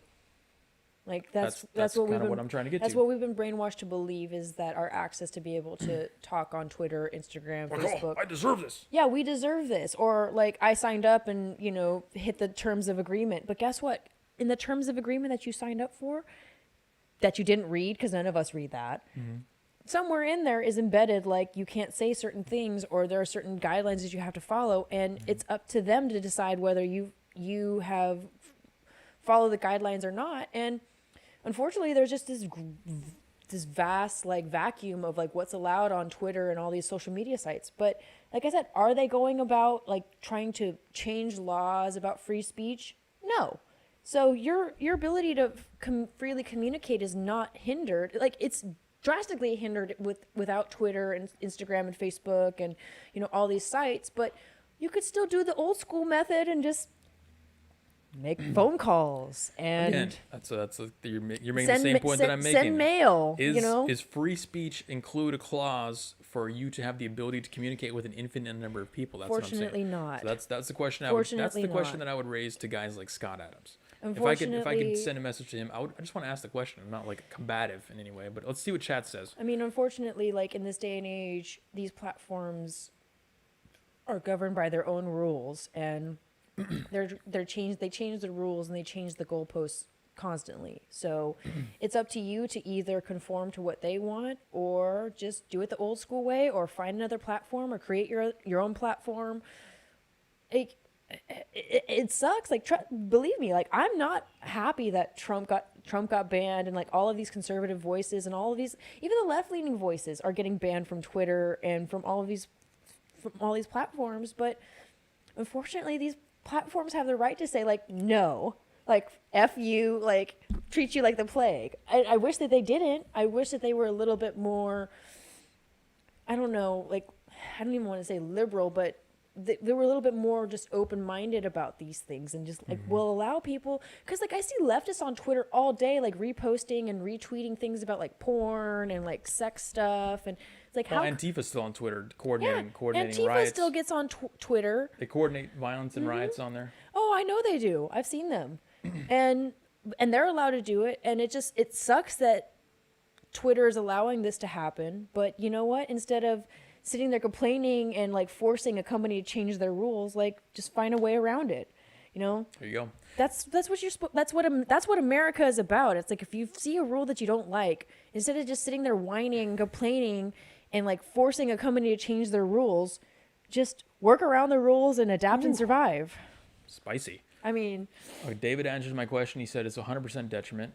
I think it's a detriment. Mikey says including this chat. So I think he's, I would classify this chat as different, because we're on a scale where we can have a conversation with each other. Yeah. I'm not communicating with an infinite number of people here. This is us. Well, I mean, the people can join, but Well, yeah, but I mean, we've had people from like Australia and stuff join the chat, but But the point is, like, it's a small group conversation. You know what I mean? it's very intimate, and we got a lot of I'm not just blasting out ideas into the world. we've got very intelligent, good-looking, level-headed people in the chat. So that's what the kind of conversations we want to have with people.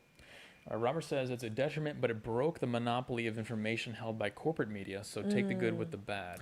I agree with you on that, Robert, because the corporate media definitely had a stranglehold on the information that we were being fed. But when social media came out and you had the ability to share stuff that the corporate media doesn't want you to know, it definitely helped, but it probably hindered a lot too, because there's a lot of misinformation being let out into the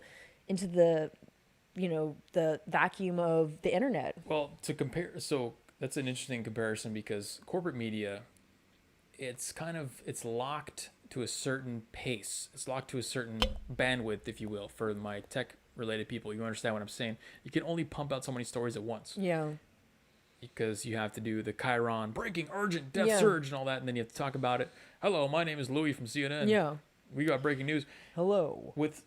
Thank you for joining us on the program. With Twitter, you can just blast out. Oh, look at this guy. He got knee on the neck. This guy's got, whatever. Yep. He got shot by the cops constantly. Yep. All day. You could absorb 1,000 stories a day. Multiple levels of information more than you would be able to normally. Yeah.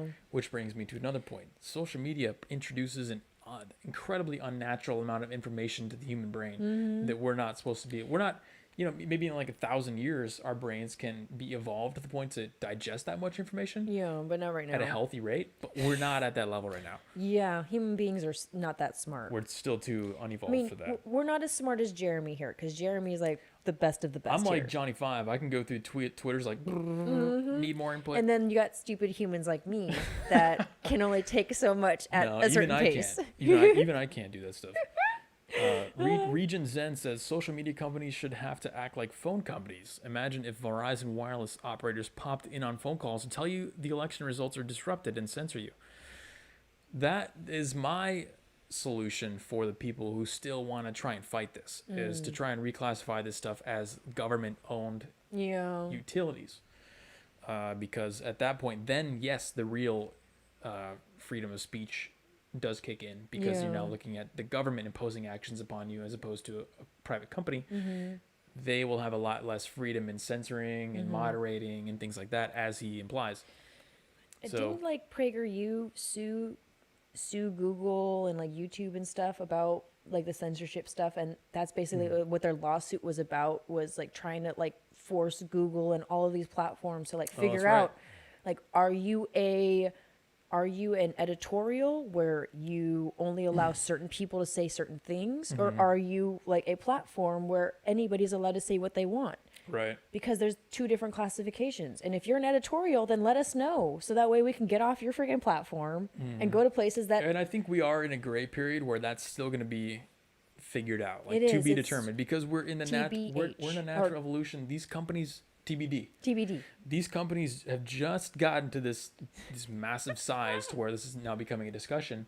So I think it's fine. I'm not like emotionally distraught over the fact that we don't already have them classified as utilities. I know, right? It's gonna get to the point to where either they're gonna die in competition in the future to things like Gab, or they're gonna become utilities.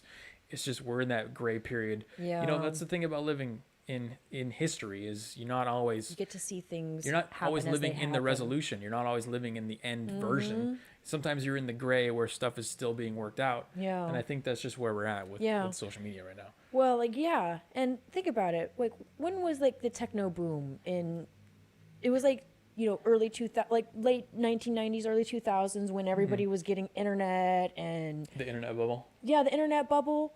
.com bubble. We are literally living in like the like the aftershock of that thing happening. Social media bubble. The social media bubble, we are literally in the aftershock of it. And That's a good way to put it. It's a bubble. it is a bubble. And we, like, all of the after effects and all these questions that we have about all of these different entities that have been created because of that bubble that burst, and we get access to all these different things. We're still like trying to like pick up the pieces and figure out like what the hell, like. Well, the burst is either going to be, the burst could come from competition. So, Gab takes down Twitter. That would be a burst. But a burst could also come from more of a long-term thing where people actually start to realize that mental health, it takes a massive hit from using these programs. Yeah. And you look at the overall outcomes of countries that are more predominantly using these tools. Maybe they fall in the rankings. They become less powerful, less prominent over time. That could be a slow boom, a slow burst of the bubble. But that bubble, it's going to burst eventually. I mean, I think it's like on the precipice of bursting. Honestly, that's just my take. Well, did you see what like Merkel and some of the other foreign leaders were saying about what Oh Twitter yeah, did? they weren't happy that Twitter banned They Trump. were pissed. They were mad. They're like, Yeah. this is like our. So it could actually be like a government intervention bubble burst as well. Well, like, what kind of precedents do you set as like as a social media platform when you ban the president of the United States? And Yeah. think about it, like, what if like this is how the president, like especially Trump, this is how he chooses to communicate with his people is through Twitter, and he's banned from doing that, and like people like that are our allies, like Merkel from Germany and like South Korea and shit like that. If they can't like see what he's tweeting and what he's talking about, like that's a big detriment to them. That's a good point that none of the leftists are going to talk about. Trump probably had the most transparent campaign of all time because of his tweets. Yeah, he was on Twitter all the Regardless time. of whether you say they were good or bad, This is it why was probably the most transparent. this is campaign why of all Trump was time. a genius. Because was you just get on there and be like, ugh. I don't like Nancy Pelosi. Well, so like I listen to a radio show here locally, and they talk about how they talk crap about Trump a lot, but one thing that they talked about was how, oh, if he wanted, because they were talking about him getting banned off to Twitter and stuff like that, and they're like, oh, well, if he wanted to address the media, he could just go to the White House press briefing room and like talk to all of the Right, major networks. right. And it's like, yeah, he could do that, but you know what made him awesome? It comes back to the bandwidth. That's the bandwidth issue. See, oh, that's a great segue right back to exactly how this conversation started. He has to use the old media now, the corporate Yeah. media way, where you're like, oh, all right, You all have right. to go to the White House. Tell all the networks secretary. we're gonna do a broadcast, and then we got to set it up, and like coming to you live from the White House. Yeah, now, coming we're to you going live President from the Trump. White House. Whereas like he Low used, bandwidth. now he's like, when he was on Twitter, he's able to just tweet out like what he's thinking. He just blasts He just 100 tweets a day. Yeah, 100 tweets and like do his thing. And that's why like a lot of people were drawn to Trump, was because he didn't go through the old media system of like having to go to the White House, like the briefing room, and have to go through his press secretary and like do all this stuff. He was able to just like talk to people on Twitter and talk to all of his followers and all the people that loved him. Now he has to go, well, I mean, he only has like a few days left in office anyways, supposedly, but I personally think that he's just going to show up on Joe Biden's inauguration day in a tank and just be like, F you! Because he says he's not going to show up, but I think No. he's going to show up. Now, see, a key indication of an alpha male is Accepting loss. indifference to outcome.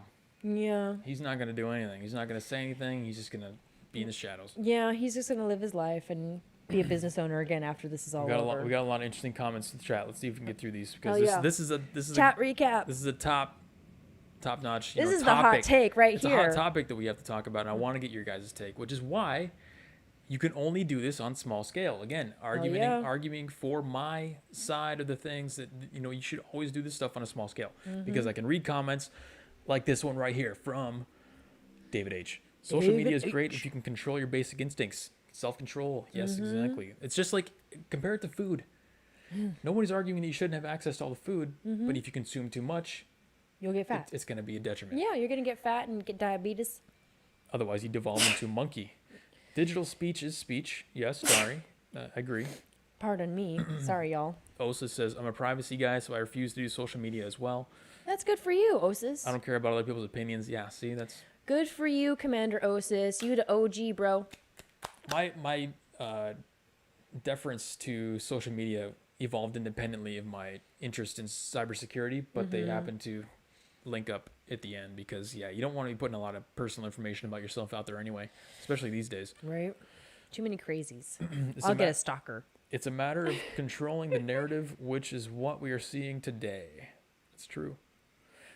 Yeah, no, that's basically what the social networks have become, are conduits by which the narrative, whatever the narrative of the week is, maybe it's the weekly narrative, Yeah, the weekly narrative. gets pumped to the masses through the high bandwidth tube, right? That's what social media has become.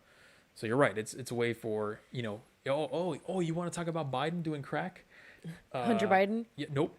Hunter Biden doing crack? Nope. Can't No. talk about that. You want Censor. to talk, Censor. You want to talk about Hunter Biden having sex with underage girls? No, we don't want to talk about that. Deals with China? Yeah, Nope, deals with can't China. talk about that. Bank accounts in China? No, no, no. So you're right. It is a method of controlling the narrative. Athenian says social media has destroyed intimacy and privacy. It's diluted the barrier between people's public relationships and personal relationships. Absolutely. It's literally melting people's brains. Yeah, that's why I deleted like all the dating apps, because I just noticed that a lot of these freaking, not only were they mutants, but they were just not people that I was interested in. Well- Like I couldn't do it. Yeah, no, these the human brain is not designed for this. You're literally short-circuiting our minds with this kind of stuff. Rather just So- save myself for the right person, and then when that right person comes along, it'll be awesome and amazing. Amazing. Social media has turned into monopolies which are strong-armed by the government, so the government, in a way, is infringing First Amendment. Okay, all right, Okay, there's like- an interesting argument. No, that is a very, very, very valid argument. And like I personally agree. Like I don't want to see social media platforms censor people. But I'm also a realist, and I'm like, hey, these guys have the right to do that. Like, what about them as private businesses? Are they not allowed to? What about their rules and their regulations? Off the top of my head, the only counter I can come up with to that argument David, is that the control by the government on the social media companies isn't a direct, explicit control. It's not. It's only an implicit control due to the fact that the people who happen to have power in the government right now are politically aligned with the people who happen to run and moderate these companies. And they're probably related to the people that regulate these companies If there too. was a direct order from the government to say, from like Nancy Pelosi or someone like that, someone Joe Biden, if Joe Biden sent a letter to Twitter and said, "Hey, you need to ban this person," then I would agree with you 100%. Yes, Yes. the government is infringing on free speech. But what we're seeing now is only kind of a soft infringement Yeah. because the people who run these sites happen to align politically with the ones who are in office, and that won't always be the case. Yeah, it's not going to be the case forever. And that's why it's important to vote these crony fucking loser, just people who've been in office for too damn long. Just get them Term out. limits. Get term limits, but also we need to get them out. And the only way to do that, if I could live in San Francisco and vote in San Francisco, I would have voted Pelosi out because that lady is crazy and I'm pretty sure she's a reptilian. But David H. Oh no, I already read that one. Sorry, got you, David. Good argument, by the way. Appreciate it. Derek says, "Can a white person say the N word without getting into big trouble?" well, No, not on social media, but in person, not publicly. not in social media world, no. But if you were a white person and you were hanging out with people like Jeremy and I and you dropped the N word, him and I wouldn't care. Would you care? No, I wouldn't care. It's really just a matter but I'm of not black, so it's yeah. Well, I'm not black either, Apparently but I that's all don't. that matters. But I don't care. I mean, Robert also says, in a just world, Trump would be able to sue Twitter for defamation for claiming his announcement about skipping the inauguration was a call for violence. Okay, yes, there's an actual legitimate argument there. yeah. Did Twitter make public Trump's last tweets are the ones that he actually got banned for? Because I'm pretty sure the last tweets that Trump made were basically like, go home. Yeah. I think that was the last thing he tweeted. He didn't, yeah. I So- don't. But we see the thing that sucks is because he's banned, because he's blocked, or his account is, shut down. We can't go on Twitter and look at his account and see what the last thing that he tweeted. No, there's no transparency. That's what sucks. It's like I want to go and see what tweet that got him banned. I want to see it and see where was the call for violence? Because a lot of my leftist leaning friends on social media right now are saying, "Oh, he called for violence when he said to peacefully protest in front of the U.S. Capitol building." There was a compilation floating around Twitter that somebody made about Pelosi and Schumer and all these guys, and Don Lemon and Don Chris Lemon. Cuomo, all saying the same exact stuff. Who said protests have to be peaceful and nonviolent? We need to stand up, and I feel like how long can someone go until they want to choke somebody, and all these calls to violence that are exactly, we need to keep rioting as long as we're being oppressed, we need to be in the streets. Yeah, All this it's all the same constant garbage. statements of the same exact thing, but are very obvious statements of incitements to violence. But then you got Trump. If there's an obvious incitement to violence, just quote it and tell me why you banned him. That's all I want. Yeah, that's all I want. I don't want you to just, basically until I see that, I'm going to consider this a false flag, Yeah, a cyber false flag, because again, I already said this like a year ago on the live stream that I was doing before that the next, any action that they want to take, they can just claim a cyber false flag, yeah. which could be a tweet. They can just say, "Oh, no, Trump was inciting violence in his tweet that we're not going to show you and you're never going to see. Just Yeah. trust us." Yeah, just trust us. Just trust He was saying that he was calling for violence. Just trust us. Trust us. Us purple haired, green haired, septum ring, all kinds of lip piercings and tattoos everywhere people Yep. that Trump was inciting violence with his words. Athenia's got an argument here. She says one could argue books spread bad ideas fast like social media. There's good and bad like with everything. Okay. Athenian, okay, you gotta realize that not everybody's reading books nowadays. Jeez. Wow. I'm just saying, Sounds like you took personal offense to that no, one. I'm just saying, people don't read books.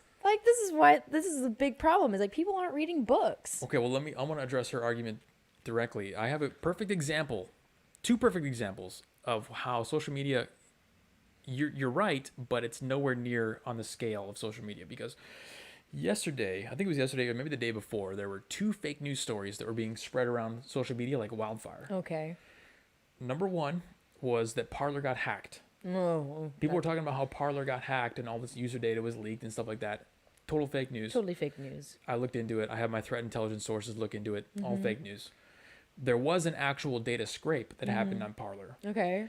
But what people did is they conflated that with some retard's post on Reddit about how the login API Mm-hmm. got hacked and they got all the user data, socials and everything. Total fake news, but it got thousands of retweets in like a course of an hour, 2 Yeah, hours. because people will just read something, not fact check it, and then retweet So it. we're talking like light speed that this stuff spreads. And then Yep. and then again, there was another one with Gab. There was another fake news story about Gab that was being spread around Twitter that Gab was being taken offline by Cloudflare because Gab was down. When you try to go to Gab, you get a Cloudflare error that said DNS routing issue. And Okay. everyone was like, "Oh my God, Cloudflare just took down Gab," No, like there's plenty of which explanations. is what you would expect. But that wasn't the case. Gab came online, and they said, "Nope, we're just doing some server maintenance because we're upgrading our servers because They're doing like a we have an insane amount of new users coming in." So we had 2 fake news stories circulating the same day. They got thousands and thousands and thousands of retweets. People writing articles about this. There were articles in like the Oregon Times, and local newspapers about fake news simply because it spreads so Yeah. fast. And when stuff spreads fast like this, people are incentivized Yeah. to capitalize on it. So they want to write an article about it because they want to be in on it. Yeah. That is what I'm talking about when I Yeah. say that social media spreads these stuff like with an insane amount of bandwidth. Yeah, see, that's why don't mean to be emotional, Athenian, but you're one of the few people that probably actually reads books. That's why I was like, hey, you can't compare books because books, you read a book and then you talk about it. You talk about that book to your friend or your family member. It'll take them forever to like actually go and like pick up the book and read it themselves, Anybody remember Bill Hicks? One of my favorite Bill Hicks bits. What you reading for? right? Not what are you reading? What are you reading for? So, like, the argument that books are more dangerous. No, books are the She's safe right. bet. She's right, but it's just not on the same scale. It's not on the same It's scale. not the same scale or velocity. Yeah, That's it's all. not on the, like, it takes a while for like ideas from a book to spread like wildfire. Whereas like ideas from social media where somebody just puts out a freaking tweet that says gobbledygook, somebody will read that, retweet it, and then their friend will retweet it, and then their friend will retweet it. And it's just If there was no Twitter, would we have Antifa riots every day? I don't think Because so. George Floyd would have never spread. None of these black shootings would have ever spread like that. I think if we had like no Twitter and like no Facebook, yes. Well, when I say no Twitter, I mean like no social media like no that. social media like that. Period. Yeah, I don't think that it would have spread. Would you have false accusations like on the Covington kids? No. None of that stuff would have happened. No. We're seeing the science, guys, where now you can't even believe video. That's how terrible social media has become. You Mm-hmm. can see a video clip and it can still be fake. A non-doctored Super video can still be fake because of the context, because of how it's edited, because and of the way where that it spreads. because of where they chose to hit record Well, on their phone. what happens is that like there's an implicit magnitude of seriousness that's added to the story where you think it's credible because it has so many retweets. Like the Covington kids, Yo. even guys like Scott Adams, again to use this as an example, fell for that hoax. He thought that the kid was like harassing the Indian, And being racist. and it's not because Scott's a smart guy, but he probably fell for the false magnitude of seriousness that came along with it due to the number of retweets. Yo. So you have that to factor in as well. This stuff is spreading these terrible ideas with such velocity and magnitude, to use some physics references, that it's destructive. It's very destructive. That's why, like, I mean, I want to get off the social medias, but I've met some pretty great people off the social media, so I can't. Mikey says, it's true, we haven't adapted yet to this new ability to broadly communicate. We will eventually find a way to do it the right way. Let's just not go back to MSM. I think you're right on the right track with that, Mikey, because I think the MSM it's not a better outlet to get your news and information from. I just think we need to adjust and like realize that people have the ability to spread misinformation just as much as they have to like spread, the truth Again, on social medias. My argument is always going to be one of scale. MSM is still beyond the threshold for an effective scale of media representation. So local news should probably be the highest degree level of news that you should consume seriously. Anything beyond that, if you consume seriously, you're just asking for mental illness. Yeah. If you consume CNN, like you're asking for mental illness. That should be on a T-shirt. Or Fox. Or Fox too, Any to of the be on the mainstream media. conservative side. Nothing Fox says is going to be relevant to your life. Let's just Although be Fox honest. is owned by Disney now, so you really shouldn't trust them either. So Local news is going to have stuff you actually yeah, care about. local, like listen to your Scale. local. That's just my argument is always going to be a matter of scale. I mean, so before we like get on before we get on the live, him and we will separately just pull together stories that we both look at, and I look at the local news, and I'll put on our Google Doc like local news stuff because I'm like, hey, like this is local, like we might as well like. You're like, oh, this is interesting and Yeah, relevant. this is interesting and this is relevant. And then it's like, it's really not. But at least it's local. Nobody else lives in Sacramento. Yeah, nobody else in this. Man, if this was a local Sacramento show, we'd have the bombest show ever. Because We kind of would. I'm with you. I always emphasize local news because that's what is relevant to me. And like, that's how I found you, was because I was like, I literally just went on YouTube and just typed in like Sacramento. I don't even remember what I Googled, like I searched, but your stream came, or your videos came up, and I was like, oh, he's actually in Sacramento. This is cool. Hell yeah. See? Like I recognize. It became a lot more meaningful when you realized I was local, right? Yeah, well, So there you go. that's how I discovered like Fog City Midge, was because she's, conservative leaning in the Sacramento Bay Area, and some of her videos are from around here. So I was like, that's how I found her. It's a matter of scale. And Dari says it's trying to communicate in the chat like Salty Crackers, a YouTuber. He gets like 30,000 people in his chats. Jesus. It's just completely ineffective. There's no way you can actually interact with the chat, which is why I prefer this size, so that I can read everyone's chat. We can have a discussion. We can like and go I'm not back just and I'm not have, just spouting ideas at you guys. Yeah. When it's on that massive a scale, you don't have time to actually sit and read and interact with the people that are watching you. That's why I don't really watch the streamers If that I wanted to have that many people. spout information to you guys, I'd just make pre-recorded videos. Right? That's, yeah. Yeah, let's see here. That was supposed to be what Section 230 was for, but it didn't work too well, did it? No. Yeah, Yeah. as far as separating like a publisher versus an editor or whatever it is, platform versus a publisher. Well, there's lots of conservative. Again, like I said, we're in the gray period. There's lots of conservative voices filing lawsuits as we speak to distinguish these things. So, hopefully we'll see some results in the next, I don't know, because of how our judicial system works, 5 to 10 years. So we'll see. But I doubt anything will come of Robert it. says you should watch Viva Frey's breakdown of Parler versus Amazon lawsuit. Is amazing because Parler took down every post Amazon reported as violating their TOS, while those same posts were trending on Twitter. Yeah, well, I think everyone knows that Amazon was just looking for a legitimate way, the same way that a cop pulls you over for no reason and then comes up with a reason afterwards. Oh, your brake light's out, or the light around your license plate is out. Same thing as that. Yeah. I mean, and Amazon is total SJW nonsense. So of course they're gonna like move to try to ban Parler. They're like, no, we don't want you. You spread too much information and too many ideas. We don't want you guys to ruin it, to ruin everything. God, we are so far behind in chat. We got MA Oh in my chat goodness! While we catch up, let me go grab another Jesus. drink. Let's see. Mikey says he's been a big Dilbert fan. MA says my stream is conflicting with White Guild stream. Oh man. Well, we gotta. If you go in the locals site right here, there's a poll up there. You guys can suggest the time for the third live stream that we're gonna do. So another plug for our alt tech platform. Go here. You can suggest the time when you're a locals member of our third live stream. Locals exclusive. You can help determine when that will be to your preference. Yeah, to your preference. Like, I don't know where y'all are at, but it's good to see you in the chat, MA. I miss you. Let's see. Trump should have used both Twitter and Gab. Yeah, Stalking Horse. I don't know why he hasn't gotten on Gab or Parler. I mean, it's just sad that the president of the United States gets banned from Twitter. The two Like, tweets. What kind of precedence does that send?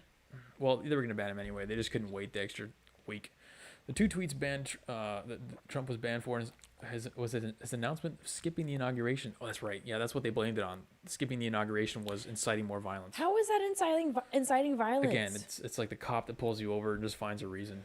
The conclusion has already been made. They just want to find a reason to justify the conclusion. That's all. And then all the leftists are cheering like, yeah, good job, Twitter. Yeah, you guys did the right thing finally. You guys should have banned him 4 years ago. MA brings up a good point. She says Telegram is the forefront of free speech, and she asks if I have a plan to start a Telegram account. I don't have a plan to start one, but I might. Yeah, I mean, I might start a Telegram now too. What we're seeing is they're preemptively going after Telegram, and this is what I wanted to talk about with the Capitol protests too. They're looking at Telegram, and they're coming after, again, preemptively, because they've already come to the conclusion that they know the conservatives are using these platforms, so they want to take it down. So they have to manufacture a reason to take it down. They're saying that, Trumpists and Republicans are fomenting violent plans to raid the capitals on the inauguration day across the country using applications like Telegram.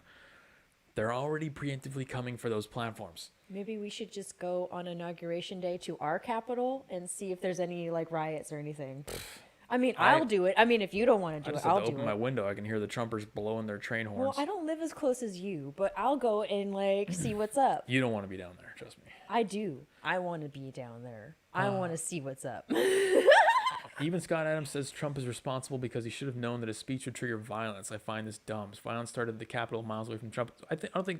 I think you're slightly off on that argument, Mikey. I think Scott Adams says that Trump is responsible because, not because of what he said, but because of what he didn't say. Like, he could have said, don't come, don't do anything, something like that. So, yeah, but it's not his responsibility. But I agree with you as well. Like, it's not Trump's responsibility to tell people, like, hey, don't do this.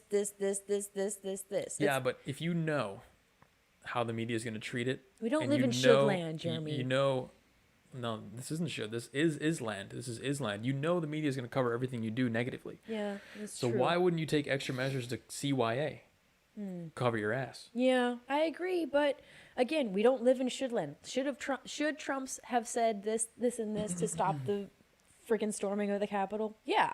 But did he? No. Should he have said this, and this to stop XYZ to stop himself from being banned? That was the moment when that happened, when he didn't come out and preemptively do that to CYA. I knew that he wasn't the 4D chess guy that everyone says he was. Yeah, a little bit. And that should be the realization that he's not the 4D chess guy. I love my Trump though. I hate. I'm not saying he's not still a great president, but he's just not the 4D chess Jesus. I think in that moment he probably, I don't know. You know, it's hard to say because I wasn't there. I watched the speech, but I wasn't there. And also, too, like, people are going to do what they want to do. He could have told the people. Matt in chat. He could have told the people, like, don't riot, don't burn, don't loot, don't do all the things that you guys did. And they still probably would have done it.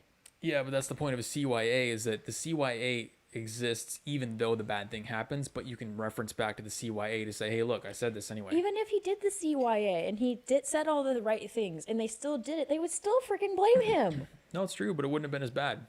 No, it would have been worse because it would have been like, oh, he covered his ass and they still did something. So that's how like lunatic his supporters are. No, because if you watch Trump's speech today, it could have been a situation where, like, when he came out today and said, I want to talk about what happened at the Capitol. I have always been for whatever he said. I can't remember exactly what he said, but he could have referenced back to his statement again and said, like I said before, I didn't want them coming to the Capitol. I said no violence. Yeah. You know, whatever. It's just the CYA is necessary. The CYA wasn't there. Yeah. And it would have helped. Even though you're probably right, it wouldn't have helped to the degree that we all wanted it to. Yeah. It would have helped. I think it would have helped, but it still wouldn't have helped because there's so many freaking demented people out there that do believe that he literally told people to go to go to the U.S. Capitol and storm it, even though we know he literally said the opposite. He said, "Don't riot." Well, actually, that brings up a good point. The mental illness is increasing over time, so the CYA is necessary to cover for the increasing mental illness. But even if you do CYA, people don't give a fuck. People don't give an F. Sorry, don't mean to curse, but even if you do the CYA, people still don't care. They're so demented, dude. Yeah, but you're missing a step in the chain of events here. It's the media that interprets what the people think first. if there was a CYA present, they wouldn't have been able to go have as much of a field day on him as they did. Trust me, the media would have figured out a way, even if he had a CYA in place, they would have figured out a way to like break it down and make fun of it and get people to like manipulate people into believing, even though like, yeah, he said this, and this. They would manipulate people into believing that he actually said X, Y, and Z. And that's what happened. Oh yeah, no, you're right. But again, it's a matter of degree. The media is the fourth branch of the government and they're evil. It wouldn't have been as bad. That's all I'm saying. I mean, I think it would have been just as bad. All minus one says, hey, any chance I could get one or both of you to join my live stream? It's called The Ends Justify the Memes. I mean, I'm down. Are you down, Jeremy? I'm down. I'm down. Let's do it. One of the things that I hate about live streamers and public personalities in general, especially on the conservative side, is that they don't put any effort into helping out smaller people. Yeah. And that's one of the reasons why we're failing right now. A little bit. We pride ourselves on individuality too much. Leftists are so community oriented that they will do that kind of stuff just naturally. But Republicans and conservatives are more meritocratic. So they're like, oh, this guy's competition. I don't want to help him out. No. But that we're far beyond that as far I'm as down. in All terms minus of the one. All minus one has been in the chat for a few, quite a few streams. I remember your name, so I'm down. If Jeremy's down, I'm down to do it. The Gab story was not circulating on Telegram, but the Parler one was circulating huge. See, the fake news really blew up. Holly says if platforms were run with a libertarian ideology, not a woke left one, perhaps it would be more fair. Bring back the Wild West internet. Yeah, I think that's what Gab's trying to do, Holly. Welcome to the chat, by the way. I've never seen your name before. Holly Midlife. That's the beauty of having small communities. I know when new people are in here because I know Holly's new. I haven't seen her name before. So I just joined in on his live stream. So I recognize like a lot of the names. I'm starting to get into like recognizing new names as well. So it's cool. I love it. It's great. Osa says, aren't journalists supposed to have 3 independent sources before they publish a story? That never happens anymore. Of course not, Commander Osa. You know, it'd be interesting. Fact checking? No. What if they before you requirement before you can publish a story is to list the 3 actual sources in the story that back up your claim, and because what we're doing right now, like journalism is degraded to such a far degree that you can just say, oh, anonymous source, some anonymous guy I saw in the bathroom at the White House, he said my White House source said that when in actuality it was said that Trump's going to launch nukes. When in actuality his White House source is when he goes into the bathroom and he is in one of the stalls taking a number 2, and it's just like something written on the wall in the White House bathroom. That is the degree to which they justify their stories these days. So that's a good point. We had LA riots without social media, but they didn't go international. I think there could have been. Oh, that's a good point. Yeah, the LA riots happened without social media. But again, a matter of scale. That was just a local event. We wouldn't have had nationwide or global protests for George Floyd if we didn't have social media. I mean, they were protesting in like London for George Floyd. No, everywhere as far as Australia, literally across the entire planet. Yeah, across the entire planet, they were protesting for George Floyd. A guy that not died in Asian countries. The Asians didn't care. Yeah, the Asians didn't anywhere give there a crap. was white feminists, they were rioting. The Asians didn't, I hate to be racist, but the Asians didn't care because it was a black dude. They didn't give a fuck. I think they just have more important things to worry about, like They learning do, calculus. but because it was a black guy, they were like, whatever. We don't care. They just didn't care. Christopher says the fakery gets more and more layers. The lie becomes smarter. Is Christopher? I don't think I've seen Chris before. I don't think I've seen Christopher either. Vocal. Welcome to the chat, Chris. Welcome, Chris. Welcome. Dari says the truth comes out later, showing what really happened, but they continue to protest because of the lie that was spread. Yes. They are children of the lie. There's got to be a name for that phenomenon where a lie comes out, like hands up, don't shoot, for example. Hands up, don't shoot happens. Don't shoot. And it's proven to be false at a later period in time, yet that lie persists, and the energy and the impetus behind creating the lie still propels it forward with momentum through time. There's got to be a name for that phenomenon. Children of the lie. Internet just speeds things up. Things would go viral back in the day before the internet. Take Richard Gere gerbil story back in the 80s. Spread like wildfire. Yeah, like I said, it's a matter of speed and bandwidth. I don't even know what the Richard Gere gerbil story is, but I'll look it up. Jillian Westenberg is a great example of someone whose video was fake because they removed almost all the context before they shared it with her holding the gun. I don't know that one, but I'll have to check that one. Yeah, the mainstream media is evil. They are the fourth branch of the government. The reason why Trump is getting pulled out of office, even though he shouldn't be pulled out of office, is because the mainstream media has determined that Joe Biden deserves to be president, and they are pulling out all the stops and all the cards to make sure that Trump isn't president again. Holly's got a good metaphor. She says, books equals gourmet meals to be savored. Social media equals fast food. Fun in small doses, but in large doses detrimental to your health. Hell yeah. It's perfect. Holly, you are excellent to add to the chat for Weekly Narrative. On point. You are let's see. super on point. Scale- Welcome to the chat, Holly. See, I got a believer. David says, scale is everything. If we all lived in a small tribe, we'd have universal health care and not be killing each other. That's exactly why I mean- want to buy some land and start my own city. Hell yeah. If you're a doctor or anything, join our city. Yeah, hey, all -1, email me, weeklynarrativeca@gmail.com. We can schedule, like, we could do, like, a stream where we can do, like, a, over the internet, like, interview with us or whatever. Yeah, we're going to do it over the internet. That'd be, Shut You up, need to slow Jeremy. down on the Trulies there. Shut up, Jeremy. All -1 says even locals get corporate orders. It's true. Remember the video where hundreds of local channels were repeating the same line? Yeah, no, that's true. They all are, all really are repeating the same lines. So you're falling for the perfection fallacy, I think, with that argument, because I'm not saying that local news is perfect. There's still some influence from corporations on what they say, but it's drastically reduced. There's never going to get the point to where, you're going to get 100% independent, 100% objective, 100% true media. So that shouldn't be even in your head. What you want to do is just minimize the corporate influence, the institutional influence on the information that you consume.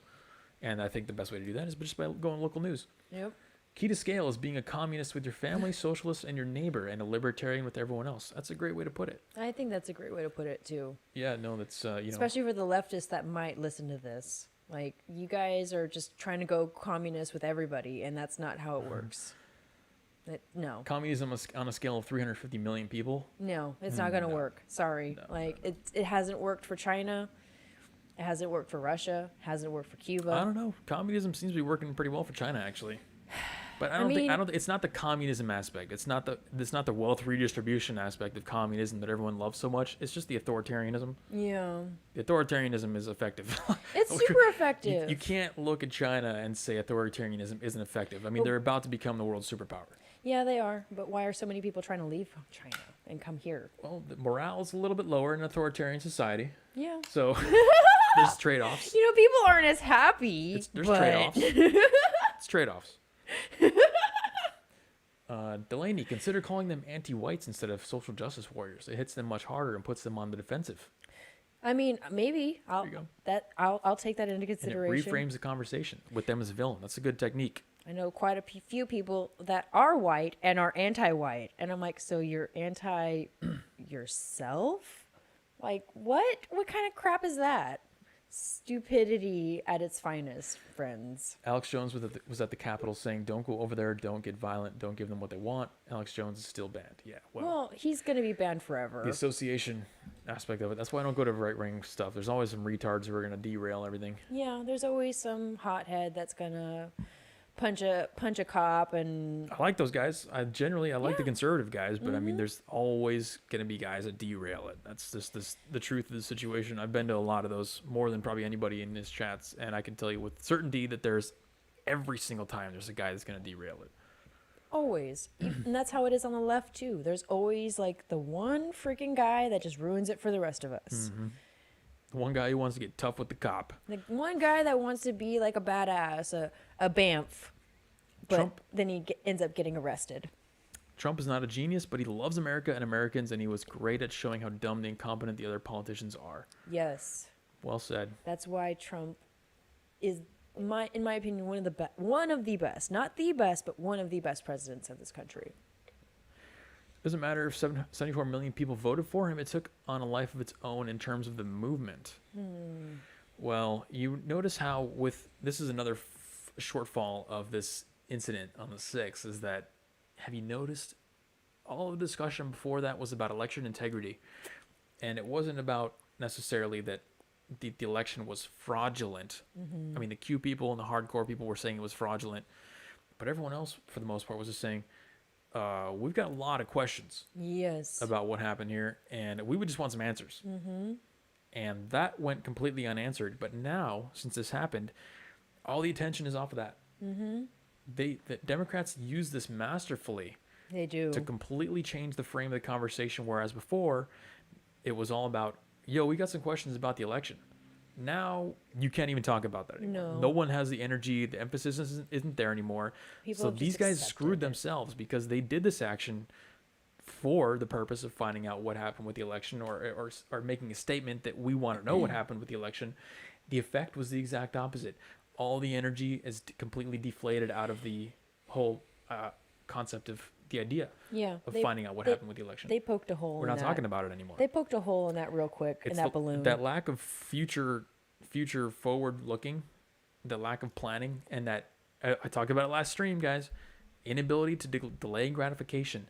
They need something to happen right now for them to be Yeah. satisfied, and in turn, by falling for that inability to delay gratification, they screwed the entire narrative up. Yeah. Well, So I now think, we're not talking about how the election was fraudulent anymore. think a lot of Trumpers are in the same boat as me. We all hope that Trump's just gonna storm in during inauguration day on a freaking like tank and just take over. Trust the plan, Patriots. Yeah, Trust trust the plan, but I already know that plan is like not probably gonna happen. Like, am I hopeful just for drama? Of course. Like, yeah, wouldn't that be awesome to watch Trump on a freaking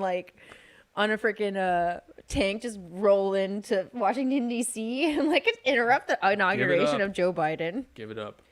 I know. I do. I have given it up, but I still like my brains at night when I go to sleep. I dream of that. Chris says we must turn our back on this technocracy. So, okay, we talked about social media and stuff. Oh, Chris Vocal says hi, he's from Denmark. Nice, man. Denmark, hell Fellow- yeah. Fellow Scandinavian here I mean, I got a little Scandinavian in me too, so. from Sweden.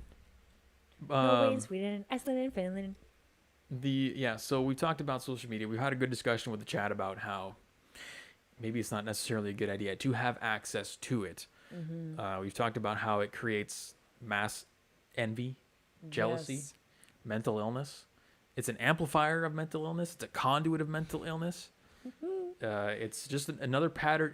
It's a continuation of the pattern of what America does best, and that is overconsumption. We're not satisfied with a 3,000 calorie Happy Meal. We have to have 10 Happy Meals. We're not satisfied with communicating with 50 people. We need to be able to communicate with infinite people. And if I don't have infinite communication, then I don't have free speech. And the most important reason behind why social media is terrible, ask yourself this. Why have corporations, this should be a real brain bender for some of you guys, why have all the corporations supported social justice movements in the last 5-6 years? To make money. Do you think that these corporations are like, yeah, we love They don't give a transgenders? crap. It's just to make money. Do you think they care about Black Lives Matter? Do No. you think they care about any of this stuff? No. It's just to make money and get people to buy their crap. You're halfway there, but think about social media and companies who may refuse to not follow the social justice narrative. What happens to those companies? They die. Well, like Goya Foods, for example. Oh well, he's doing awesome. Like, But what do they try to do? they try to shut it down. Social media is the giant cudgel, the giant hammer that these people use to force corporations to comply with this stuff. Because it's not the Trumpers, it's not the right-wingers that try to boycott every single time someone says one wrong word.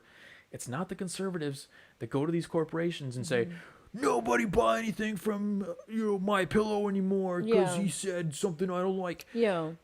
It's always leftist, gendarian, Mutants. mutants that are purple hair, nose ring, Tattoos everywhere. overly emotional, Shitty tattoos.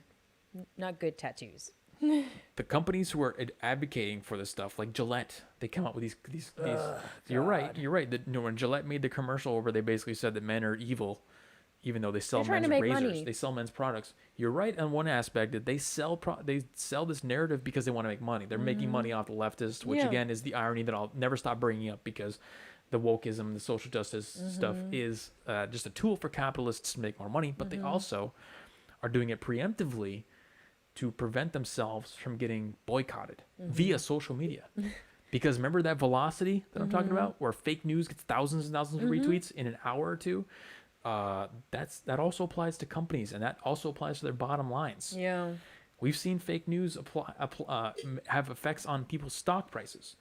These companies do this stuff preemptively as a way to paint their doors with the blood X or whatever it was in the Bible. It says, I don't want Put lamb's blood on their freaking outside of their door. we're good here. Don't come into my door.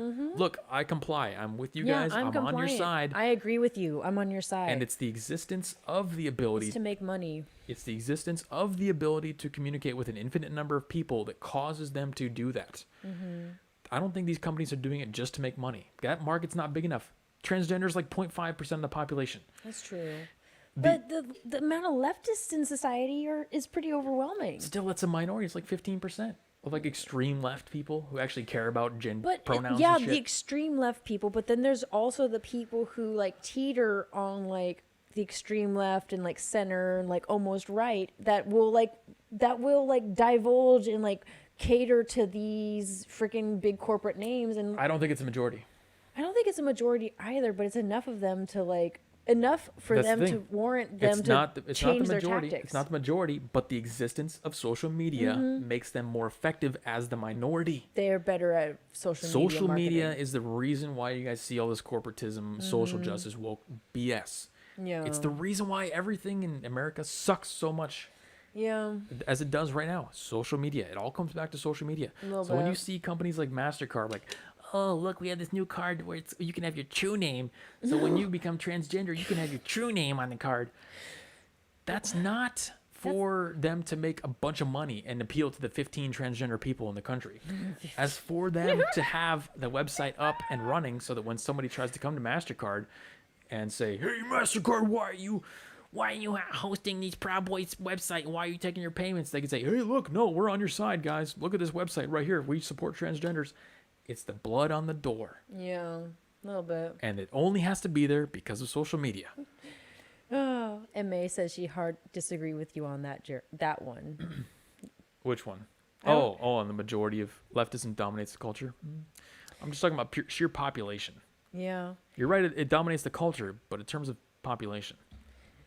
Arian says Finland is not Scandinavia, Delaney. I know. I was singing an Animaniacs song. Okay. So if you've ever watched Animaniacs, they have a song where you can learn all the different countries in the world, and part of the verse goes Norway and Sweden and Iceland and Finland and Germany now in one piece. India, Austria, Czechoslovakia. Like it's not going in like Scandinavian order. They're just singing a song. David, you got a good question, but I can't ask that on stream. I can't say that out loud. We're not gonna talk about Dari's that. on point because of consumerism marketing. It is, yeah. It's an age issue as well. Stalking Horse brings up a good point. It's an age issue. The only people that believe in this trash is the young generation, like our age Yep. and younger. So again, it's gonna be Most of the losers that I see arguing on the internet on conservative posts about their liberal ideas are a bunch of like 16 to 21-year-old white chicks, mostly, arguing about how conservatism is evil and has just plundered the world. Yeah, no, Robert has a good follow-up to David's point, and he says that if an attack happens on big tech for some reason, whether it be cyber or physical or otherwise, they're going to blame it on Trump Pretty sure or they're his Trump supporters. they're gonna blame the Nashville bombing on Trump too. So because they've said that like, oh, the guy that did the Nashville bombing, like he sent out his manifesto to his friends and family and stuff. And how much you want to bet it's gonna be like pro-Trump, as they say. Yeah, and also in kind of to add on to my theory, the chat is why I like to bring my ideas to chat, because you guys add on to it and enrich it. I was saying that these companies, corporations, they do it in a preemptive sense to prevent themselves from getting attacked, but they're saying in a marketing sense, they're also using that in the same manner, whereas MasterCard comes out with a true name, people will share that and make it go viral Oh yeah. the same way they would with a negative story. Even Of though, course. again, that population is very small and they're not very likely to be consumers, but they're going to share it because look at how woke and social justicey they Yeah, are. look at how they respect my identity. So yeah, it's definitely a lot of marketing. It's definitely marketing, and a lot of, believe it or not, a lot of the people that are in these high positions of power in MasterCard, Visa, Facebook, Twitter, Instagram, they're all related to these total communist, left-leaning people. So of course their ideology is going to seep into the work. Yep. So Just naturally by osmosis.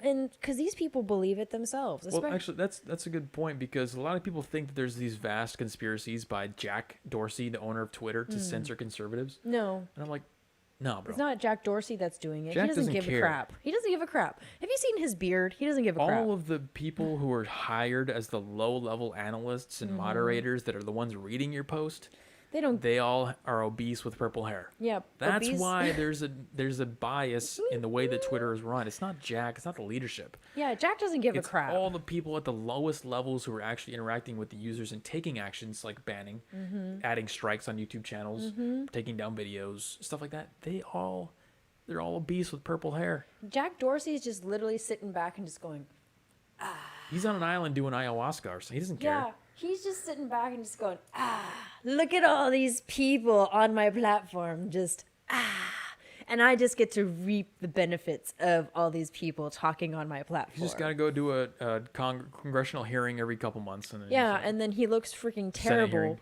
Doesn't have the nerve to trim his beard and make his beard look nice. He just has a crappy ass beard. Yeah. Looks like he's been just on a bender for days and days and days. Yeah.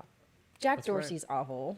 yeah, and yeah, those employees who are taking those actions, I think, to kind of piggyback off what All Minus One says, they have no education and life experience. They feel like they're making a difference by imposing their ideology in their work. They're like, oh yeah, I'm banning a, because they actually believe the same way that I'm banning a Nazi. a cult follower would believe they're banning a Nazi. It's a real Nazi. They're saving lives by banning this guy. They believe that. So there you go, guys. If I haven't sold you enough on the idea of why social media is awful and why we should not be arguing to regain access to it, we should leave it in the dust as a relic of a failed experiment in human society.